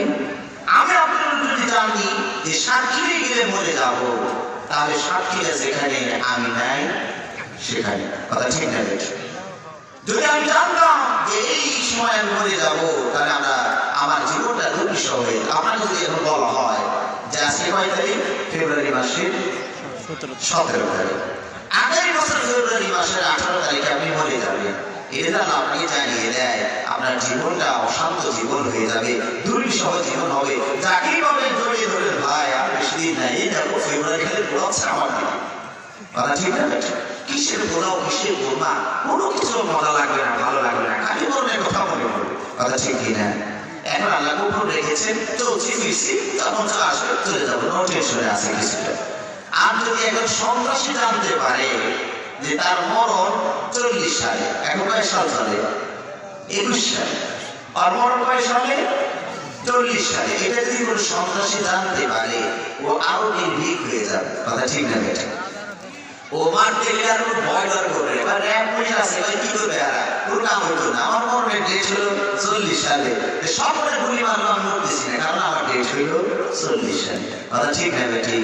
ও বুকিং দিত কবে? মরার আগে 2-3 দিন আগে এমন তওবা করবো আল্লাহর কাছে, আল্লাহর কাছে মাপ নিয়ে ছাড়বো কিছুটা, কথা বুঝতে পেরেছে? আগে দুষ্টামি করে লই, আপনার যা আছে সব করে লই, ওই সময় গিয়ে তওবা করে নিবনি। তাহলে যে পাপি সে আরো পাপের দিকে ধেয়ে মানে ধাবিত হইত, কথা বুঝতে পেরেছেন? এখন আমরা জানি না, যে কোনো সময় চলে যেতে পারি। এই না জানার ভিতরেই ভালোরও কল্যাণ আছে, মন্দ লোকেরও কল্যাণ আছে। যদি জানতে পারেন অবস্থানে, কোন স্থানে মারা যাবো সেটাও জানি না। ওই আমি বললাম, আপনাকে যদি বলা হয় কলার ওয়াই গেলে মরে যাবে, তাহলে যে কলার ওয়ার যেদিকে আপনি নেই সেদিকে আপনার বাবা মা সন্তান মরে পড়ে থাকলেও আপনি ওখানে যাবে না। অ্যাম্বুলেন্সকে ফোন দিয়ে বলে, ভাই 2000 টাকা ভাড়া বেশি দিব, নিয়ে একটু আমার বাসায় দিয়ে যায়, আমি ওই জায়গায় নেই, কারণ ওই জায়গায় আমার বলা হয়েছে, ঠিক কিনা? কারণ আমি এখন মরণের কোন জায়গায় মরে যাবো উপর রেখেছে, কোন টাকাতে আমাদের জন্য লাভ হয়েছে। এরপরে কিভাবে মরে যাবো সেটাও আমাদেরকে জানান নাই। মরণের ধরন কত রকম আছে ভাইরা। কেউ বিছানায় শুয়ে তার রুটি, আল্লাহ বিসমিল্লাহ আমুতু ওয়া আহইয়া, আল্লাহ যে মরলাম আপনার নামে আবার জীবিত হবো, এই যে ঘুমালো আর ওঠে না, এইভাবে চলে গেল। কেউ হাসপাতালে কাতরাচ্ছে, কেউ হার্ট অ্যাটাক করে, কেউ বা অ্যাক্সিডেন্ট হয়ে মরে যায়, কেউ গাছ থেকে পড়ে মরে যায়, কেউ পানিতে পুড়ে মারা যায়, কেউ আগুনে পুড়ে মারা যায়, কেউ বাড়ি বাড়ি, কেউ কাউকে জবাই করে, কেউ কাউকে গুলি করে মেরে ফেলে। কত রকমের মরণের ধরন আছে। কেউ বা কারেন্টের শকে মারা যায়। এখন যদি আপনাকে বলা হয় যে আপনি কারেন্টের শকে মারা যাবেন, এটা যা লাগে বলে দেন, তাহলে কারেন্ট যেখানে আপনি নেয় সেখানে। গরম, মারাত্মক গরম, হাত মাথা হাঁকাচ্ছে, ভাই কারেন্ট দিয়ে ফ্যান ঘুরবে, ভাই না ও বাংলা মোট হওয়ার দরকার নেই, আমার হাত পাখাই ভালো আছে, এসি বা একটু কিছু লাগবে না। রাস্তায় হাঁটার সময় খেয়াল করতে গেলে তার এসি নাই, ঠিক না বেঠে? যে রাস্তায় তার গেছে ওই রাস্তায় হয়ে যাবে না, কারণ ওই যে যদি পড়ে যায় ছেড়ে পড়ে। আমার তো মনে হয় ওইভাবেই বলা হয়েছে। দোকানের সাজাই থেকে গেলেও যে দেখতো যে আছে নাকি, বাতি আছে নাকি। যদি বাতি থাকে তোমাদের বলবো ভাই 10 টাকা প্রতি কেজিতে লাভ বেশি, একটু দিয়ে যান এখানে, আমিও কাছে। তাহলে মরণের ধরন যদি আমরা জানতে পারতাম তাহলেও আমাদের সমস্যাই ছিল। এই জন্য আল্লাহ আমি 3টা জিনিস গোপন রেখে আমাদের উপকার করেছে না অপকার করেছে? উপকার করেছে। ভাইরা আমরা বলছি যে কোনো সময় চলে যেতে পারি, তাহলে 10 বছর তো আমরা আসি নাকি পারি, আর কেবল মাত্র 40 বছর, তাহলে 60 বছর নাকি উম্মতের হায়াত। আমার তো এখন 20 বছর আছে। ওই ছোট ভাইরা মনে করতেছে কি বল আমার 10 বছর, আরো 50 বছর আছেই আমার। এরকম কোনো আত্মবিশ্বাস প্রয়োজন নেই। যে কোনো মুহূর্তে চলে যেতে হবে। ভাইরা ছোট বড় নারী পুরুষ কোনো ভেদাভেদ করার সুযোগ নেই। এই জন্য আমলটা একটু বেশি বেশি করার চেষ্টা করি। আল্লাহ আমাদের সবাইকে তৌফিক দান করবে। আমি সমাজ ভাইরা এই সমাজের ভিতরে ওই আগের কথাই বলছিলাম, মরের কথা বেশি বেশি স্মরণ করে পাপ চলে যাবে। সুদ এই সমাজে আছে, তারা খায়, তাদের ভিতরে মরণের ভয়টা নেই। বুঝতে পেরেছেন? সুদের টাকা নেওয়ার সাথে সাথে বলে যাবো এই বিশ্বাস যদি কেউ করে কোনোদিনও সুদ দিবে না। কথা ঠিক না? আর সুদ কত খারাপ পাপ, যে পাপের কথা আল্লাহ হাদিসে বলছেন যে দিরহামুর রিবা ইয়াকুলুহু রাজুলু ওয়া হুয়া ইয়ালামু আশাদ্দু মিন সিত্তাতি ওয়া তালাতিনা জিনা ওয়া সানিয়া। 1 টাকা, 1 দিরহাম সুদের টাকা, এর পাপের পরিমাণ কতটুকু বৃদ্ধি করে আপনার আমলনামায়? 36 বার ব্যভিচার করলে যে গুনাহ হয়, 36 বার অনিয়ম করলে ওই পাপটা করলে যে গুনাহ হয়, 1 টাকার সুদের লেনদেনে সেই গুনাহ। কি বলবেন? সুবহানাল্লাহ, নাউজুবিল্লাহ, নাউজুবিল্লাহ। তাহলে 100 টাকা সুদ লেনদেন যারা করেছে তাদের আমলনামায় কি পরিমাণ পাপটা জমা হয়েছে একটু হিসাব করে দেখা উচিত নয়? 36 গুণ 100 কত হইল ভাই? 3600। কত হয়েছে? 100 টাকার সুদের লেনদেনে আপনার আমলনামার ভিতরে ব্যভিচারের পাপ হইল কতটা? 3036 বার যদি ওই অন্যায় করেন যে গুনাহ হইল 100 টাকার সুদের লেনদেনে সেই গুনাহ হয়ে গিয়েছে। নাউজুবিল্লাহি মিন যালিক। এখন লাখ টাকার হিসাব করলে কত হবে সেটা আপনি জানেন। আমি মাঝে মাঝে এভাবে বলি, একটা যুবক যদি বিয়ে না করে সারা জীবন অনিয়মে কাটাতে চায়, কথাটা বুঝতে পেরেছেন? কথা বারবার মুখ সরাসরি না বলাই ভালো। একটা যুবক যদি বিয়ে না করে সারা জীবন অনিয়মে কাটাতে চায়, সেই যুবকের পক্ষে কি সম্ভব হবে 3036 বার অনিয়ম করা? 3600 বার এই অনিয়ম করা সম্ভব হবে না। মাত্র 100 টাকা সুদ লেনদেনে আপনি সেই অপরাধ করে ফেলেছে। এর যে ঘৃণিত কথা বলা হয়েছে, সুদের 70 বেশি পাপের দরজা আছে। তার সর্বনিম্ন হলো আপন মাকে বিয়ে করা এবং অনিয়মের কাজটা। নাউজুবিল্লাহ। আপনাদের সমাজে কি কেউ এরকম আছে যে আপন মাকে বিয়ে করে সংসার করছে? আছে? এটা জোরে বলেন, আছে? কে বলছে? অনেক আছে, অনেক আছে। এই যে ভাই বলতেছে সুদের লেনদেন তারা করছে, বিশ্বাস করুন তারা মাকে নিয়ে সংসার করছে। কথা ঠিক না বেঠিক? আল্লাহ আমাদেরকে বোঝার তৌফিক দান করুন। ভাইরা কষ্ট করে চলুন, একটু কষ্ট করে চলুন। সুদের টাকা নিয়ে 20 টাকা নিয়ে কামাই করে খাবে, ঘর বানিয়ে সুখে থাকবেন। কেন রে ভাই? নবীর জীবনী করে দেখুন তো, নবীকে পাথর বেঁধে রাখেন নাই শরীরে? কি বলেন? পাথর বেঁধে রাখেন নাই?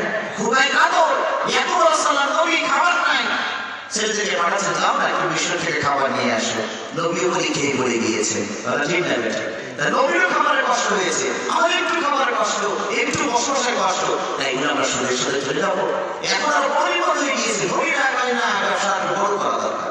গরিবটা নাই বুঝাবো খুদের ধরা এইভাবে ওই কারণে বড় করে নিয়েছে ভাই না, মাত্র 20 লাখ 30 লাখ না হয় না, এক কোটি না হলে ব্যবসা বড়ই করা দরকার। পারছে না, এরা সুখে শান্তিতে আর 70 লাখ সুদের উপরে টাকা নিচ্ছে, অত বড় ঘৃণিত পাপ সমাজের ভিতরে ছড়িয়ে পড়ছে। ঠিক না ঠিক ভাইরা?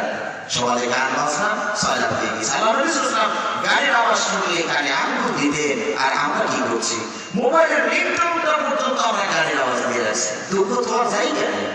কথা বুঝতে পেরেছেন? পাপকে আমরা ভুলে গিয়েছি। আল্লাহ রাসূল গান শুনলে কানে আঙ্গুল দিতেন, আমরা কি দিব? আঙ্গুল দিয়ে যাবেন? সব জায়গায় গানের আওয়াজ, টেলিভিশনে গানের আওয়াজ, মোবাইলে গানের আওয়াজ, গান সয়লাভ হয়ে গিয়েছে। মা বোনদের কথা, যেহেতু মা বোনরাই বেশি মাহফিল শোনেন, আওয়াজ শোনেন, শেষের দিকে দুটো কথা বলি। বেপর্দা এটা একটা সমস্যা সমাজে আছে না নাই ভাইয়েরা? আছে না নাই? পর্দাটা কি অপরাধ করেছে? শোনে তো ভাইয়েরা, পৃথিবীতে এমন কোনো মানুষ পাবে না যে পর্দা করে না। কথা ঠিক না বেটা? আমরা সবাই পর্দা করি, পরিমাণে কম আর বেশি। তবে শুনেছি আমেরিকাতে একটা জাতি আছে, মানুষ নামক এক জাতি, তারা নাকি অ্যাক্সিডেন্ট হয়ে চলে। কি শীত কি গরম, তারা কোনোদিনও কাপড় গায়ে রাখে না, বাপ না না ছেলে না মেয়ে। এরকম একটা জাতির কথা আমেরিকাতে আছে শুনেছি। আল্লাহর কাছে দোয়া করছি, মরার আগ পর্যন্ত চোখের সামনে না আসে, না আমি ওগুলো দেখতেও চাই না। আর একটা জাতি আমাদের বাংলাদেশে আছে, পাগল। ঠিক না? অ্যাক্সিডেন্ট হয়ে ঘোরাফেরা করে, ও কাপড় পরার প্রয়োজন মনে করে না। আর কিছু আছে পাগলের ভান ধরা ধরছে, যে উলিয়া উলিয়া গাউসুল নাম দিছে, পাগলের ভান ধরে ও ন্যাংটা চলে। কথা বুঝতে পেরেছে? এছাড়া আমরা যারা আছি স্বাভাবিক মানুষ, তাই হিন্দু হোক, মুসলিম হোক, খ্রিস্টান হোক, বৌদ্ধ হোক, যে ধর্মের লোক সবাই পর্দা করে। কথা ঠিক না? পরিমাণে কম আর বেশি। আমরা পুরুষরা সর্বনিম্ন একটা পর্দা করি, নাভি থেকে হাঁটু পর্যন্ত ঢাকি। ঠিক না বেটা? কেউ আরেকটু উঠা মাল গাছা যখন মারে, তাও তো কবুলার কবরটা হেফাজতে থাকে। কথা বুঝতে পেরেছে? তাও আমরা কিছুটা পর্দা করেছি। মা বোনা কি পর্দা করে না? করে না? তারা তো মোটামুটি গলা থেকে বেশ কিছু ঠেকেছে, একটু তো ঠেকেছে, একটু পর্দাতে কারো খেলাফ নেই, মতভেদ নেই। পার্থক্য হচ্ছে মুখটা ঢাকবেন কিনা, হাতের কবজিটা ঢাকবেন কিনা, এই মাথাটা ঢাকবেন কিনা, এইটুকু পর্দা নিয়ে ঝামেলা হয়েছে। কথা ঠিক না ঠিক? সম্মানিত ভাইরা, এই পর্দা নারীদেরকে করতে বলেছে নারীর কল্যাণে, পুরুষদেরকে করতে বলেছে পুরুষের কল্যাণে। এটা শুধুই মানুষের কল্যাণ, আল্লাহর কোনো অকল্যাণ কল্যাণের বিষয় নাই। আমার কথা কি বুঝতে পেরেছে ভাইরা? নারী যদি পর্দা করে তার দাম বেড়ে যায়, পর্দা না করলে দাম কমে যায়। আমাদের দেশে ওই কলা বিক্রি করে না বাজারে, কলার গায়ে পর্দা আছে না নাই? আপনাদের কোন বিক্রেতা যদি আমাদের এলাকায় এসে কলার গায়ে পর্দা খুলে নিয়ে বিক্রি করতে আসে, কেউ কিনবে আপনারা? কেন? কলার আর মানুষ কি শোষা সহ খাওয়ার লোক নাকি? ছিলেই তো খাবে, তো বেচারা ছিলেই নিয়ে আসছে, এক ধাপ এগিয়ে নিয়ে আসছেন। তো আমাদের নেওয়া দরকার হয় না? করোনার যুগে এর থেকে তো আরো দূরে থাকা লাগে। কত মশা মাছি ধুলো বাড়ি ভাইরাস করছে, এই কলা নেওয়া যায়। দোকানদার বলছে ভাই কলার পর্দা খুললে যে এই বিপদ হয়, তো আগে বুঝি নাই, তো খুলে যেহেতু ফেলেছি, তো এবার বলছি একটা একটা করে ঝুড়ি থেকে নিয়ে ফেলে দিয়ে আমার ঝুড়ি একটু খালি করে দেয়, খালি ঝুড়ি বাড়িতে নিয়ে যায়। কলার পর্দা ঝুড়ি খুলতাম না, জোর তাও বলে কি 5-20 টাকা করে লাগে, ফেলে দিতেও 2 টাকা লাগে। কেন? ওই পচা কলা ফেলে দিতে ময়লা লাগবে, ধুতে সাবান লাগবে 2 টাকা, ওইটাও তো বাড়িতে হবে। দেখছেন কেমন বিপদ হয়েছে? দাম তো নাই, ফেলে দিতে গিয়েও টাকা লাগে। আজকে আমাদের মা বোনদের দশা কিন্তু এইটুকুই হয়েছে। বিয়ের পিড়িতে বসালে যুবকরা